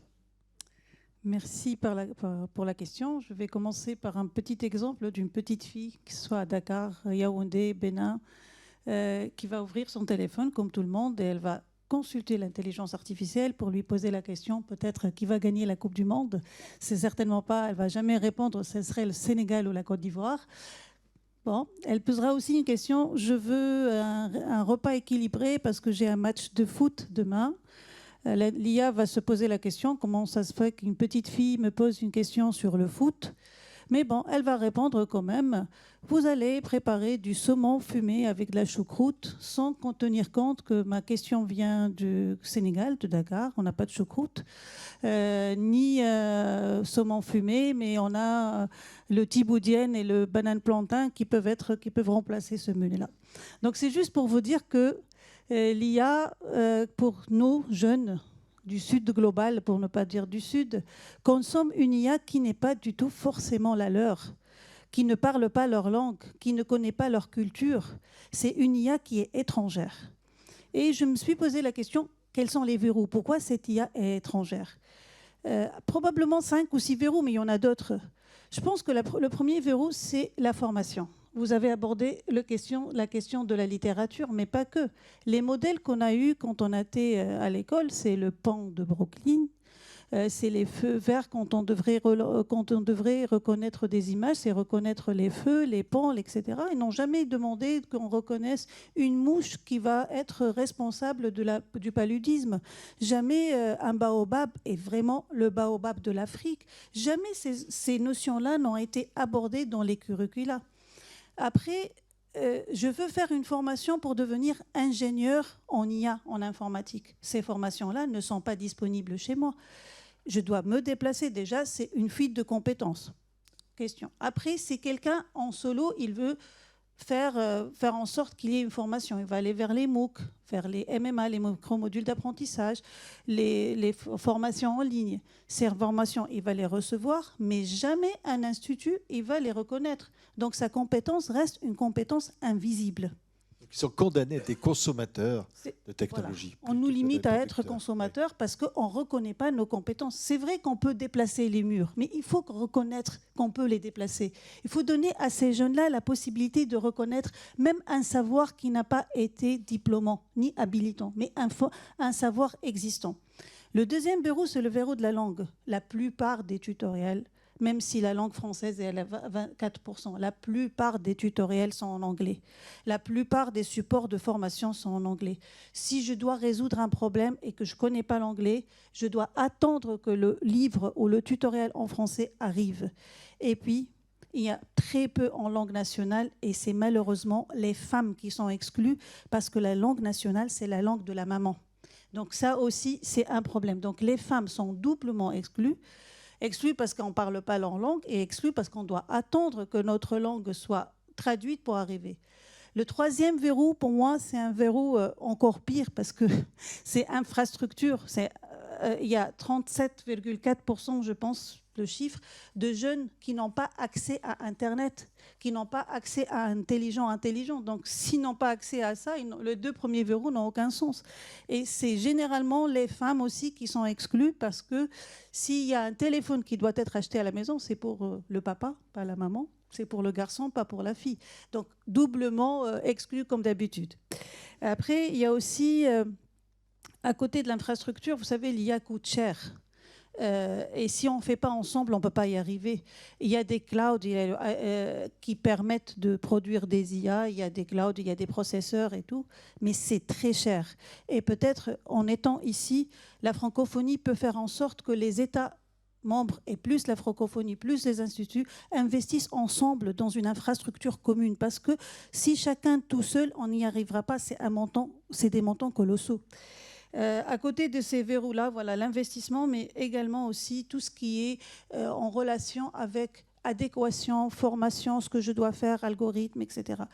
En parlant un peu des billets, des créateurs et tout ça, on peut y arriver, bien sûr, on peut y arriver parce que si on est là, c'est qu'on doit donner des solutions pour qu'on puisse y arriver, pas à long terme. Je ne suis pas du genre, on dit on va attendre 30 ans pour y arriver. Moi, je pense qu'on peut y arriver en mettant ensemble tout ce qu'on peut faire. Et d'ailleurs, je vais commencer par donner des petits exemples de sociétés qui ont réussi. Si on prend l'entreprise Instadip en Tunisie, cette entreprise, elle a commencé avec 2 ordinateurs et $2000. Maintenant, elle compte 350 employés, répartis la plupart en Afrique subsaharienne et elle a dégagé un montant très important en termes d'investissement. Il y a aussi, je cite mes deux pays, donc l'autre société c'est Jocaland qui est au Sénégal, qui travaille sur les langues nationales, qui est produite par une femme et qui donne des conseils agricoles aux femmes en poulard et en wolof. Également et moi je suis aussi ça pour le libre, il y a une entreprise béninoise qui travaille sur les ressources éducatives libres en culture et qui recense en produisant les langues nationales, c'est des IA qui produisent des langues nationales. Elle a réussi à analyser 9000 heures de culture africaine et elle les met à disposition de tout le monde, sans oublier qu'il y a beaucoup d'autres réseaux de femmes qui travaillent sur la culture, etc., pour rapprocher l'IA des autres. Oui, mais j'ai ce chiffre, et ce chiffre, au fond, il est terrible. 88% des chercheurs en IA sont des hommes. Donc ça... Madame la secrétaire générale a annoncé dans son discours, oui, 88% des chercheurs sont des hommes, et c'est pour cela qu'on a des billets. Et je recommence pour le même exemple. Si vous prenez votre téléphone pour l'ouvrir avec la reconnaissance faciale, parce que la reconnaissance faciale, maintenant, on l'utilise partout. On l'utilise pour payer, pour tout. Alors, le bug pour une femme noire est de 34,6% d'erreur. Pour un homme blanc est de 0,8%. Oui. Ça, ce sont des statistiques de 2018, mais les écarts ne se sont pas améliorés. Donc, pour vous dire quoi, c'est comme il y a 88% des hommes qui font chercheurs qui sont des hommes, l'intelligence artificielle, c'est un miroir de ce qu'on fait. À côté des algorithmes, depuis tout à l'heure, on accuse les algorithmes. Tout ce qu'on doit accuser, ce sont les données de test, parce que l'IA s'alimente par les données. Et qui donne les données? Ce sont les chercheurs qui travaillent l'IA. Ça veut dire qu'il faut encourager les jeunes filles à rentrer dans ce secteur? Il ne faut pas les encourager, il faut les obliger. Ah oui. En fait, et c'est très simple, on ne rend pas service aux filles quand on les fait introduire. On rend service à l'IA. Quand on introduit les jeunes filles et les jeunes femmes au développement de l'IA, on ne rend pas service, vous ne rendez pas service. Hein. Vous ne cherchez pas à les encourager, vous voulez les obliger. En fait, c'est pour le bien de l'humanité. C'est tant qu'il y a des groupes, des groupes de chercheurs homogènes qui développent l'IA, tous ces billets-là vont rester. Et à chaque fois qu'il y ait une femme dans une équipe, ce sont des billets qui sont en moins. Ce qu'on appelle les effets de bord. Tous les effets de bord sont conçus par les femmes et c'est les femmes qui peuvent les retrouver. Et c'est pour ça qu'une équipe hétérogène est obligatoire.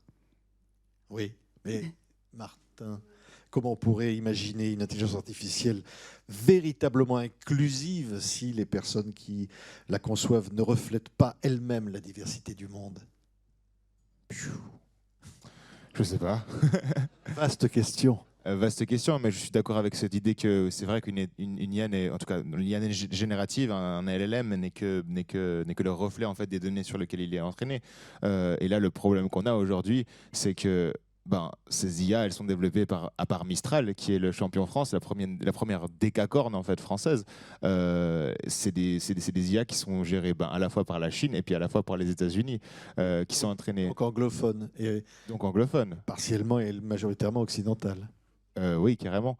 Et je pense que ça sort encore de la question, mais le problème aussi, ça sera un problème d'infrastructure, dans le sens où une IA générative, ça se base sur des algorithmes, mais ces algorithmes, ils doivent se baser sur des ordinateurs, sur des puces électroniques, sur des vastes banques de mémoire.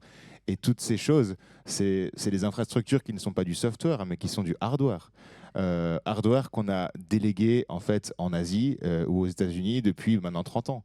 Donc en fait, l'Europe risque bien et là je dis l'Europe en général, risque bien de se retrouver démunie face à ces algorithmes. On n'a plus le contrôle. Est-ce que ça veut dire qu'au-delà des langues, finalement, il y a des biais culturels plus profonds, finalement, des façons de penser, de narrer le réel, de catégoriser le monde, qui risquent finalement de disparaître avec ce biais-là? Absolument, ouais. Je ne sais pas quoi dire de plus, mais oui, absolument. Je pense qu'on va arriver vers une concentration qui obéit à la loi américaine, nord-américaine, pour être plus précis, ou à la chinoise, ouais. Oui. Absolument. Steven, qui est ici. Est-ce que vous dans votre domaine, vous avez pu constater par vos données finalement comment les contenus produits par des femmes ou par des créateurs du Sud peuvent finalement exister. Qu'est-ce que ça montre ? Non, c'est vrai, juste pour rebondir ce qui a été dit précédemment, on ne l'a pas mentionné, mais les IA s'appuient sur un corpus d'œuvres et ces œuvres-là ont fait l'objet d'une forme de pillage et je crois que les ayants droit militent en ce moment justement pour obtenir la réparation du préjudice subi, puisque finalement elles ont été entraînées sur toute la culture du monde, francophone et anglophone, gratuitement. Et ça n'a pas fait l'objet d'une rémunération, je pense que c'est important de le dire ici. Pardon, j'ai perdu le fil sur la question. Comment on pourrait finalement... qu'est-ce qu'il faudrait changer finalement dans notre façon de travailler quand on construit des systèmes pour que les données d'entraînement, les équipes, les critères de performance reflètent la diversité du monde ? Justement, je crois que précisément, il y a en ce moment des tentatives de signer des accords de licence pour entraîner les modèles sur des catalogues. Alors, ça passe par l'information, mais aussi par des catalogues de sociétés de gestion collective. Donc, je pense que c'est la voie contractuelle, en l'occurrence, qui permettra demain d'avoir des IA qui sont entraînées sur des corpus linguistiques diversifiés, et notamment francophones. Oui. Là, j'énumère biais linguistique, biais culturel, biais de genre, représentation des pays du Sud, diversité des données d'entraînement. On voit tous les défis, et c'est toute l'importance de se retrouver sur ce thème aujourd'hui, l'intelligence artificielle au service de la découvrabilité des contenus francophones. Les échanges sont très riches. On va garder du temps pour que la salle aussi puisse échanger tout à l'heure. Mais je voudrais d'abord que chacun d'entre vous puisse finalement... matière peut-être de conclusion de tout ce qui vient d'être dit. D'abord, peut-être, Steven, quelle devrait être la priorité, finalement, la priorité technologique de la francophonie dans les prochaines années, selon vous ? Alors moi, je vais vous décevoir, je suis assez constant depuis 2019, mais finalement, je milite quand même pour une forme d'observatoire quantifié, mettre en place des statistiques justement sur la visibilité ou l'invisibilité du corpus francophone. Nous, c'est ce qu'on fait dans l'audiovisuel, mais on est en train de l'étendre à la musique, où il y a une forte dimension découvrabilité. Demain, ce sera les jeux vidéo. En l'occurrence, un autre chantier sur lequel nous, on travaille, c'est utiliser l'IA pour étendre notre périmètre d'intervention, je le disais, mais surtout, un chantier très important sur lequel on travaille, c'est utiliser l'IA pour mesurer demain la diversité culturelle. C'est quelque chose qui est resté complètement, qui a été mis complètement à part dans les travaux académiques depuis la fin des années 90. Et je pense que justement, pour avoir peut-être conclure sur un propos plus positif, utiliser l'IA demain pour faire obtenir une mesure complète de la diversité culturelle, ce qui permettra là encore de dresser finalement un état des lieux beaucoup plus objectif que ce qu'on peut avoir en ce moment. Voilà. Merci. Carole, qu'est-ce qu'on pourrait souhaiter ? Qu'est-ce qui concrètement permettrait à une artiste comme vous d'exister encore plus dans l'espace numérique francophone ? Et on aimerait tant ça. Pardon. Qu'est-ce qui permettrait d'exister encore plus ? D'abord, pas moi, parce que moi j'accompagne plutôt des jeunes artistes maintenant. Donc ma génération, à moi les dinosaures, l'extinction est nécessaire parfois. Donc plutôt par rapport à cette génération qui arrive maintenant, je pense que il ne faut pas avoir peur de cette ingénierie. Je pense que approcher ça avec enthousiasme et pas peur est très important. Sinon, le créateur est paralysé dans son imaginaire. Donc ça, je pense que c'est important. Travailler à travers l'éducation, je pense, des curriculums qui comme dans l'espace anglophone, en fait, ils le font déjà, ou en Afrique du Sud, ils sont très présents sur ces plateformes-là, où on apprend à la fois à développer des plateformes digitales en même temps qu'on apprend la composition musicale. Moi, j'ai appris la musique de manière classique, comme dans les conservatoires ici, un instrument, un interprète. Ce n'est plus le cas. en Afrique du Sud, on apprend directement à utiliser l'IA pour la post-production, le mastering d'entrée de jeu, ce qui permet de dire il y a une valeur pour le talent, mais il y a aussi une valeur pour accélérer, faciliter, standardiser aussi certains éléments aussi. Après, l'éducation a son propre univers émotionnel et culturel. Je pense que c'est important. C'est ce que vous avez dit tout à l'heure. Et que c'est vrai que dans l'éducation, comment est-ce qu'on met à disposition des enfants les plus jeunes une constellation de savoir avec une diversité culturelle d'entrée de jeu à laquelle ils peuvent avoir accès et donc rendre les professeurs uniquement responsables du guidage et pas simplement de la source. Je pense que ça aussi, c'est très important dans l'enseignement. Et une dernière chose aussi, ce que les banques font déjà sur le continent, comme Afreximbank ou d'autres banques, c'est vraiment aux États aussi de ne pas avoir peur d'accompagner les personnes qui pensent des plateformes qui sont plus démocratiques dans leur accès pour les artistes, pas simplement en termes de paiement pour pouvoir y avoir accès, mais qui sont moins coûteuses en termes d'énergie, en termes d'espace, et qui se développent au Nigeria, en Afrique du Sud, etc., qui sont des plateformes qui facilitent la découvrabilité, mais qui sont soutenues par des banques aussi. Donc, c'est-à-dire qu'il y a le secteur financier et les politiques qui sont maintenant derrière ces plateformes d'innovateurs. Et on a énormément d'innovateurs sur le continent africain qui voient, qui identifient et qui proposent des solutions, mais qui ne sont pas bancables parce qu'il faut des garanties. Donc, je pense que nos États peuvent être présents à leur côté pour leur dire allez-y, et nous allons dérisquer un peu cette aventure-là. Merci Carole, et vive les dinosaures. Et Martin Boujol, quelles mesures concrètes finalement vous rêveriez, vous, pour rendre possible la visibilité de tous ces créateurs francophones, de tous ces contenus sur les plateformes? J'allais répondre par l'éducation, mais ça a déjà été pris, donc je vais changer ma réponse. Pour moi, on est peut-être aussi sur une meilleure rémunération des créateurs, dans le sens où aujourd'hui, un créateur, qu'il soit sur Instagram, TikTok, sur Instagram par exemple, il n'y a pas de rémunération de la part de la plateforme. Sur TikTok, oui, mais ça dépend encore du pays où on est, c'est pas forcément égal, c'est très variable, et ça dépend d'un pays qui n'est pas francophone, qui n'est pas la France, qui est la Chine, et qui peut changer son système à n'importe quel moment. Et ce, pareil sur Facebook, pareil sur YouTube. Je pense qu'aujourd'hui, on n'a pas encore un système de rémunération qui est compétent, dans le sens où aujourd'hui, comment ça se passe? Si vous parlez d'un livre, par exemple, si vous faites un partenariat avec l'édition Gallimard, c'est les éditions Gallimard qui vont vous rémunérer. Sauf que le problème, c'est que pas beaucoup de maisons ont les moyens de faire ces rémunérations, d'entrer dans ces négociations, de pouvoir en fait faire ces sponsorisations. Il y a deux problèmes avec ça. La première, c'est que déjà, en fait, pour les petits créateurs qui ont peut-être 1 ou 2 propositions de contenu rémunéré comme ça par mois, il n'y a pas d'esprit critique par rapport à ça. C'est-à-dire qu'ils vont se retrouver obligés de l'accepter. Quand on a beaucoup de partenariats, ce qui est la chance que j'ai, je peux refuser 80% et rester complètement objectif sur ce que je dis. C'est une chance immense, mais ce n'est pas le cas de tout le monde. Le deuxième point là-dessus, c'est que plein de petites maisons sont complètement invisibilisées. Et c'est-à-dire que, par exemple, si je prends un livre un livre d'une petite maison d'édition au Maroc et que je fais 1 million de ventes, enfin 1 million de ventes serait beaucoup, hein, mais 1 million de vues dessus et que ça génère des ventes, que ça génère de l'attraction, moi je ne vais pas recevoir 1 euro. Donc en fait, il n'y a pas assez d'incentive pour les créateurs de s'attaquer ou de promouvoir ces plus petits éditeurs, ces plus petits livres. Et en fait, on arrive à une concentration terrible sur les grands théâtres, les grandes maisons d'édition, les grandes institutions culturelles. Et en fait, on finit par invisibiliser de plus en plus les petits. Et je pense qu'il faudrait trouver un moyen de rémunérer et de récompenser cette mise en avant des plus petits acteurs. Merci. Mona Laroussi. Alors, en matière de formation, de jeunesse, d'inclusion, quelles devraient être les priorités? En fait, moi, mon métier, c'est l'éducation.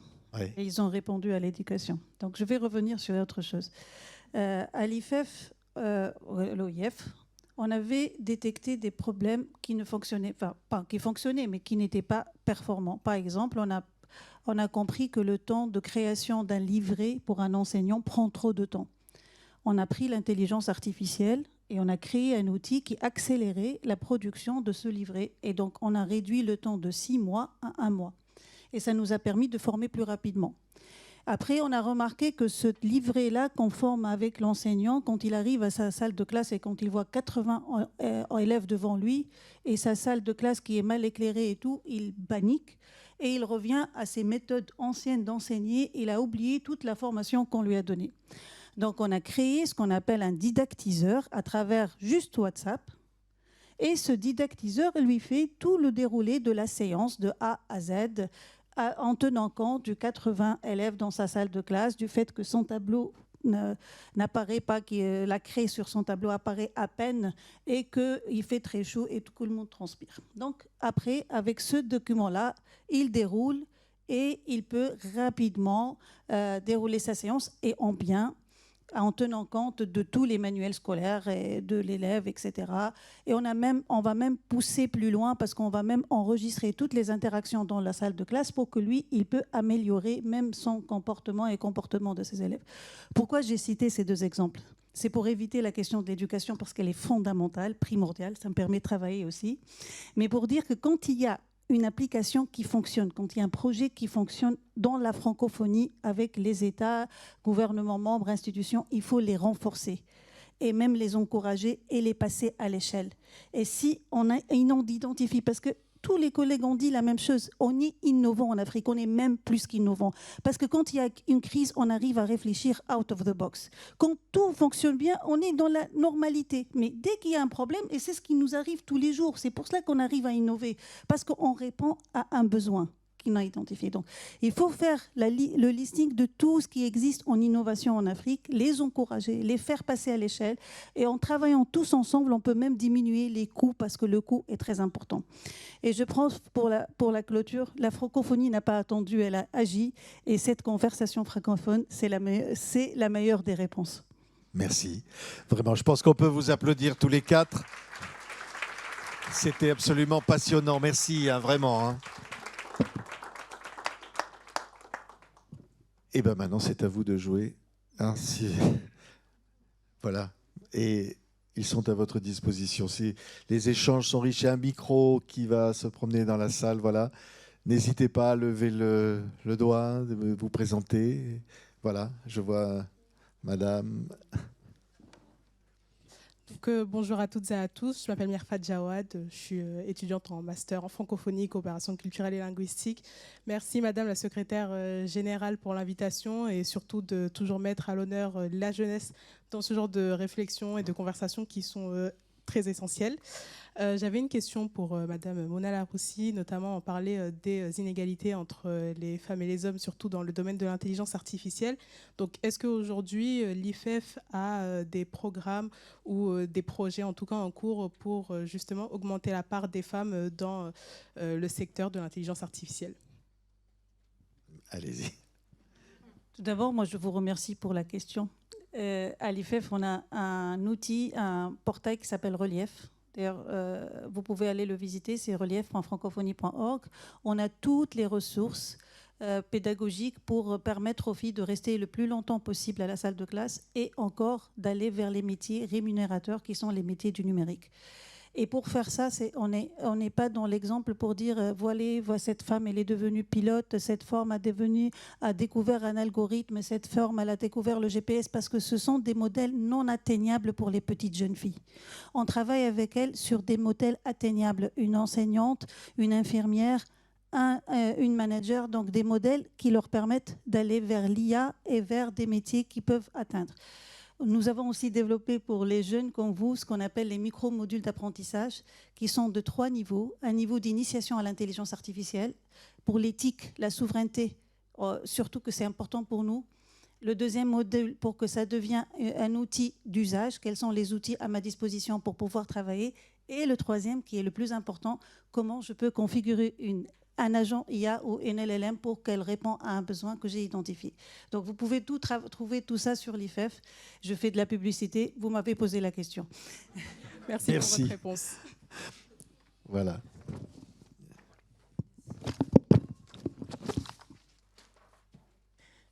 Bonjour, je suis Aïssatou de la Guinée. Et ma question, c'est pour M. Poujol. C'est ça? Est-ce que le fait que l'environnement numérique soit dominé par l'anglais et les grandes plateformes numériques restera comme ça ou ça va changer? J'ai plein de questions, j'ai pas les réponses, j'ai l'impression. Est-ce que ça va rester comme ça? J'espère que non. J'espère qu'il y aura des investissements conséquents sur d'autres LLM comme Mistral qui s'entraînent majoritairement qui s'entraînent plus sur des données francophones et des données de la francophonie en général. Mais vu comme les choses sont lancées, pour ma part, sans vouloir sembler trop alarmiste, on est quand même pas mal sur une domination de l'anglais et sur une domination de l'Amérique du Nord, en tout cas pour le chat GPT, pour Claude, pour tous ces systèmes, notamment de par, je pense, le contrôle sur l'infrastructure qu'ils ont. À mon avis, ils risquent de continuer en fait à progresser dans ce sens-là. Et si vous voulez en savoir plus, je vous conseille vivement de lire les ouvrages de Asma Mala, qui est très pertinente sur le sujet.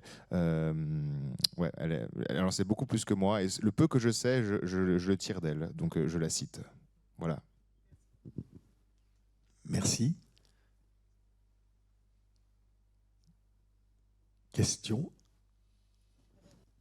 Ah, Madame la secrétaire générale. Louise Mushiki-Wabo, Madame la secrétaire générale de la francophonie. Merci infiniment. Merci beaucoup. Je ne pensais pas autant apprécier ce débat cet après-midi. Je disais tout à l'heure à notre administratrice, il faudrait qu'on garde les 4 pour que, on ne va pas vous séquestrer, mais on aimerait prendre tout ce que vous avez dit qui fait sens pour nous. Beaucoup de choses font sens pour nous, pour qu'on puisse s'en servir pour avancer. Donc, il faudra qu'on voit comment ne pas perdre certaines des idées, mais surtout agir sur ces idées-là. J'ai eu cet échange avec notre représentant à Genève il y a quelques jours. Est-ce que le souci pour nous, la francophonie, c'est d'avoir Mistral ou d'avoir des créateurs qui nous ressemblent, qui parlent notre langue, ou bien c'est de peut-être faire un deal avec les concepteurs majeurs qui sont en Amérique du Nord et en Chine pour qu'ils nous produisent ce qui nous ressemble, nous, et qui nous donnent ce que nous, on veut. Autrement dit, est-ce qu'on ne perd pas beaucoup de temps en essayant de créer quelque chose qui existe déjà, mais sans évidemment notre langue, notre culture? Est-ce qu'on ne peut pas vendre notre langue et notre culture à ceux qui font déjà ce que nous, on recherche? En quoi ça nous dérangerait, nous, les francophones, d'avoir ces grosses machines anglo-saxonnes produire ce qui est à notre image et ce que nous, on voudrait avoir? Parce que si je vous comprends bien, c'est quand même un travail de longue haleine d'aller vers de nouvelles créations, d'avoir une certaine souveraineté sur nos propres produits.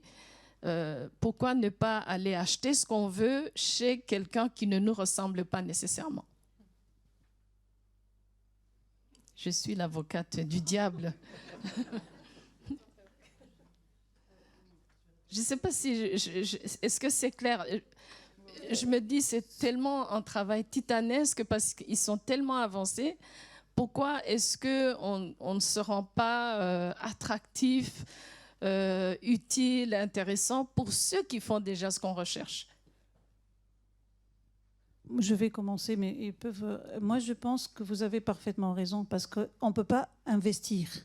Ça coûte tellement cher et on ne peut pas miser sur une intelligence contre une autre. Ce qu'on peut faire réellement, c'est d'avoir une batterie de tests qui nous correspond. Et cette batterie de tests, on peut l'offrir et la donner à toutes les intelligences artificielles pour qu'elles nous représentent réellement. Donc au lieu qu'ils fassent leur batterie de tests sur des modèles qui sont prédéfinis, même si maintenant ils ont un peu ouvert, mais nous, on peut se positionner sur les batteries de tests pour qu'on soit beaucoup plus représenté, pas forcément sur Mistral, mais sur Mistral, ChatGPT, Claude, etc., DeepSeek, etc. Et dans la question des langues aussi, il y a un élément qui est important qui n'a pas été évoqué.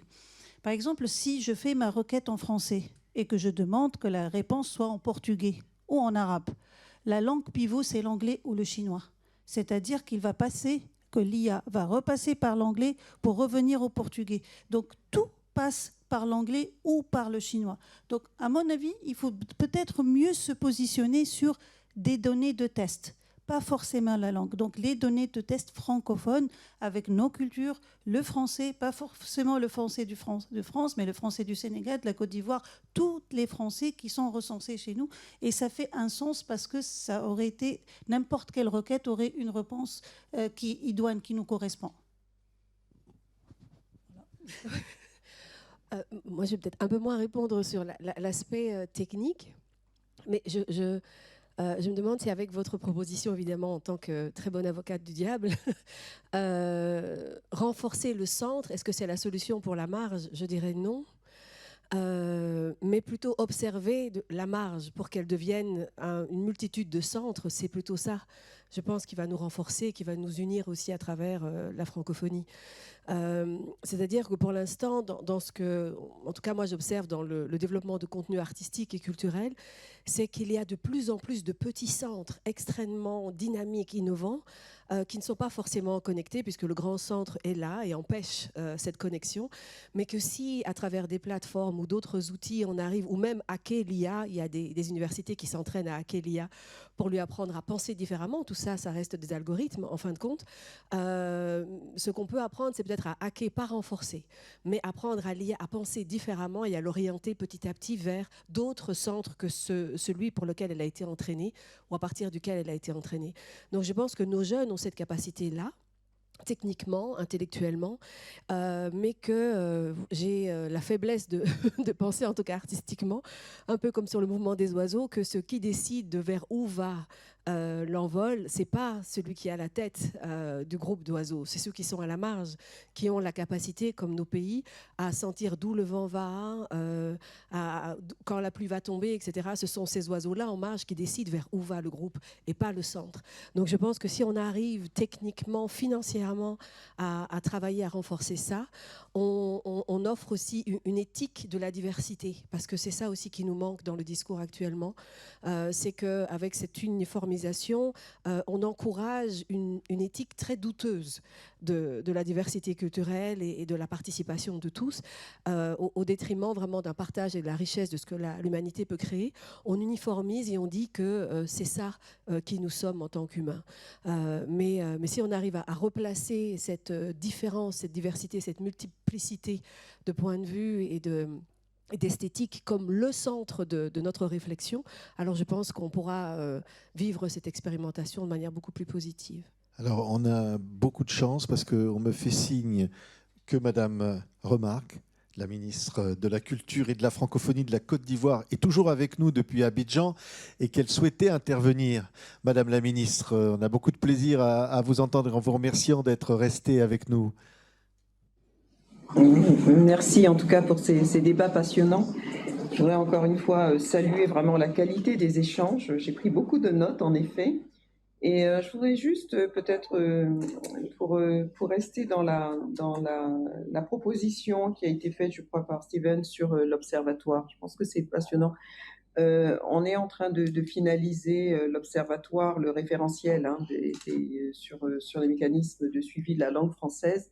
Je me rends compte que dans notre espace, on a fait l'exercice entre le Québec et la Côte d'Ivoire. Je me rends compte qu'il y a beaucoup d'initiatives. Mais c'est vrai que malheureusement, on n'a pas toujours l'occasion de partager les bonnes pratiques. La loi sur la découvrabilité du Québec en est une. Et je pense qu'on peut élargir ce mécanisme de suivi de la langue française sur les stratégies d'intelligence artificielle qui sont faites dans chaque pays, dans notre espace, et qu'on le met tout simplement à disposition. Alors, quelle que soit la plateforme, quel que soit le lieu, quel que soit on le met à disposition pour en faire une base de données, mais extrêmement puissante. Je pense que ça sera déjà le début d'une information forte et aussi, encore une fois, un modèle qui existe dans notre espace et qui nous permettra aussi de gagner du temps, parce qu'on a, comme vous l'avez dit, le temps est important. Je rejoins aussi ce que disait Carole sur l'expression, sur les lieux, parce qu'il faut pas, on parle d'intelligence artificielle, c'est important, mais en réalité, l'expression artistique, elle se fait aussi dans des lieux. Et je reprendrai toujours aussi l'exemple des centres de lecture et d'animation culturelle, qui sont pour moi aussi une véritable opportunité de faire diffuser et de montrer à nos jeunes, de montrer toutes nos expressions culturelles. Je le dis assez souvent, les centres de lecture, en Côte d'Ivoire, on a une quinzaine de centres de lecture et d'animation culturelle. Dans ces endroits qui sont fréquentés par des jeunes, des enfants, dans des villes de seconde importance, à moins de 50 000 habitants en général, ces lieux, lorsqu'ils sont, qui sont extrêmement fréquentés, parce qu'on ne fait pas que de la lecture, il y a aussi de l'animation, il y a vraiment tout un savoir-faire qui nous est apporté avec l'expertise de l'OIF, du ministère de la Culture.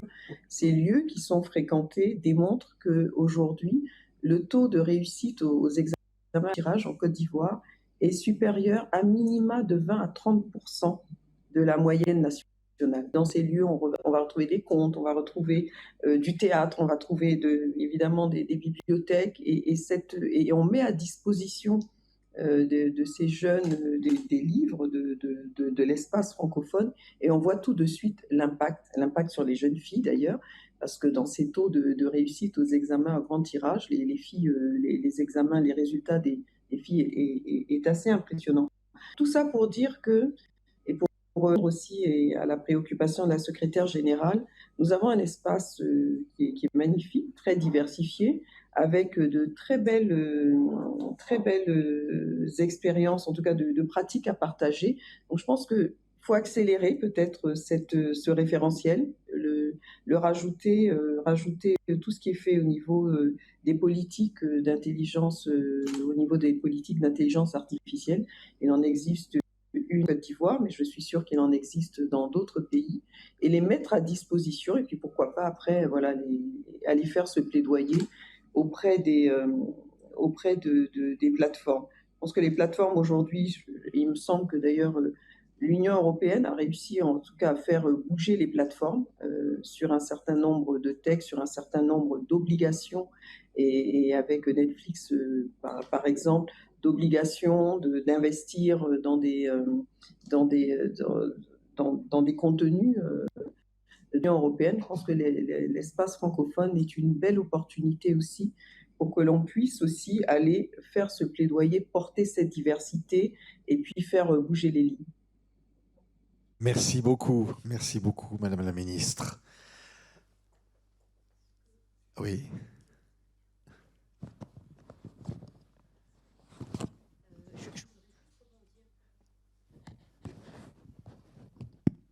Je voudrais juste rebondir sur ce que Madame la Ministre vient de dire à propos des CLAC pour rappeler que les CLAC, donc, qui sont, comme elle l'a dit, le Centre de lecture et d'animation culturelle, ont été également dotés dernièrement d'un dispositif de renforcement des compétences numériques des jeunes qui fréquentent les CLAC.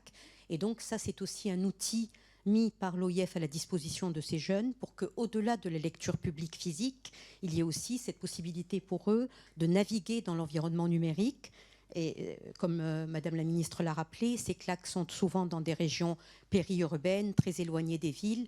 Et donc c'est une opportunité pour ces jeunes-là de pouvoir entrer petit à petit par la petite porte dans cet environnement de la découvrabilité et de l'intelligence artificielle. Et c'est également dans ces lieux-là qu'il y a une démocratisation, je dis ça pour vous Carole, qu'il y a une démocratisation de la culture, puisque dans ces lieux-là, on accompagne aussi les artistes qui sont soutenus par l'OIF pour que ces jeunes également aient accès à la culture dans des environnements qui sont en général très défavorisés et très éloignés justement des lieux de culture. Donc c'est aussi un lieu d'échange culturel, de lecture publique, d'apprentissage du numérique et de démocratisation de la culture et souvent d'émergence de talents. Voilà ce que je voulais ajouter. Merci infiniment. Peut-être encore une question.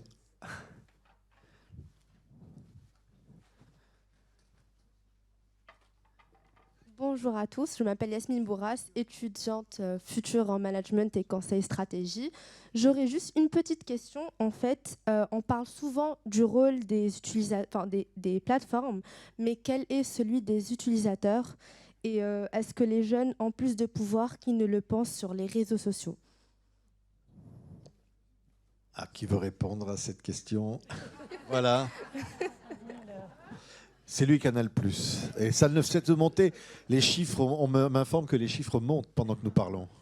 Si Dieu le veut, ouais. Ouais, j'ai entendu réseaux sociaux, je me suis dit c'est pour moi. Est-ce que les jeunes ont du pouvoir sur les réseaux sociaux? C'est la question? Plus de pouvoir? Et surtout, quel est notre rôle? Plus qu'ils ne le pensent. Et quel est leur rôle? Je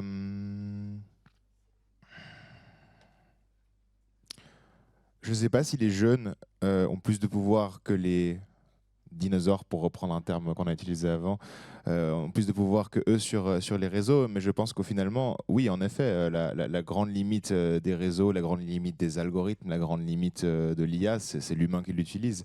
Donc je pense qu'on est complètement déterminant de la manière en fait dont on utilise les réseaux, de la manière dont on utilise l'IA.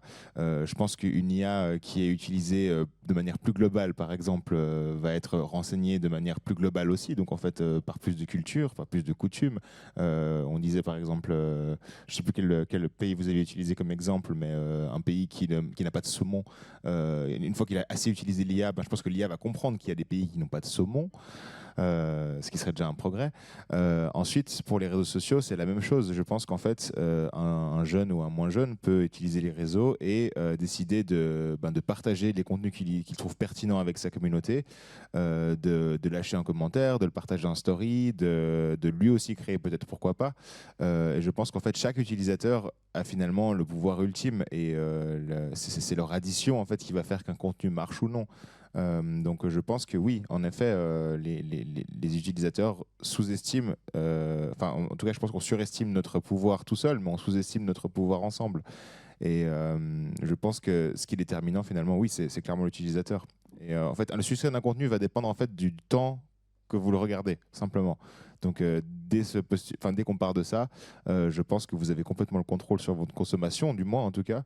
Si vous commencez à regarder que des vidéos sur le cinéma, vous allez avoir que des vidéos sur le cinéma qui vont commencer à sortir. Moi, j'ai fait l'expérience sur mon compte littéraire. Je ne regarde que des choses de livres parce que je me dis c'est le compte du travail. Et je n'ai plus de vidéos de voitures qui sortent, ni de petits chachous, ni rien du tout. C'est que des livres. Donc je pense qu'on a ultimement, oui, le contrôle total sur notre consommation et le contrôle relatif, si on est ensemble, sur le succès de certains contenus. Ouais. Voilà. J'espère que j'ai répondu à la question. Merci vraiment infiniment, mais je voudrais vraiment peut-être, si Madame la secrétaire générale veut conclure cette conversation francophone, elle nous a permis de nous retrouver. C'était vraiment un moment rare et vraiment la remercier pour ça. Merci Patrick. Je voulais tout simplement remercier d'abord nos deux ministres de Côte d'Ivoire et du Québec qui nous ont enrichis, qui nous ont appris beaucoup de choses aussi. Ensuite, pour dire à quel point ce panel était formidable, je pense qu'on peut les applaudir, n'est-ce pas?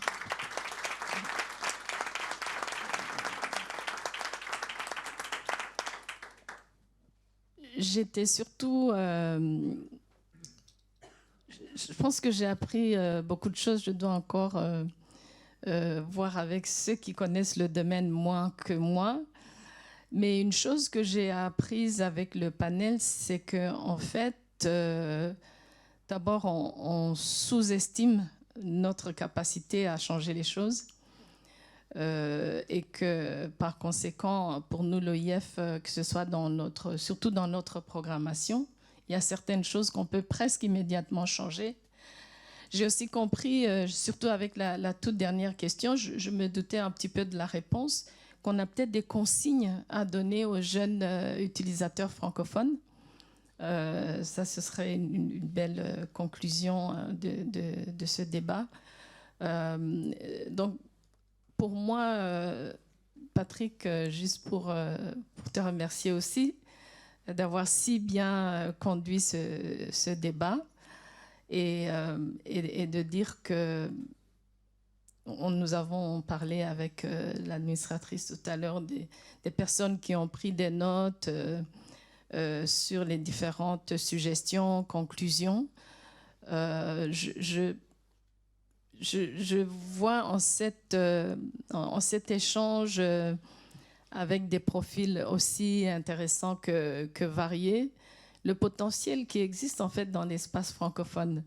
Depuis 2019, ceux qui étaient avec moi depuis 2019 savent que je parlais tout le temps dans Netflix francophone, dans nos grogs.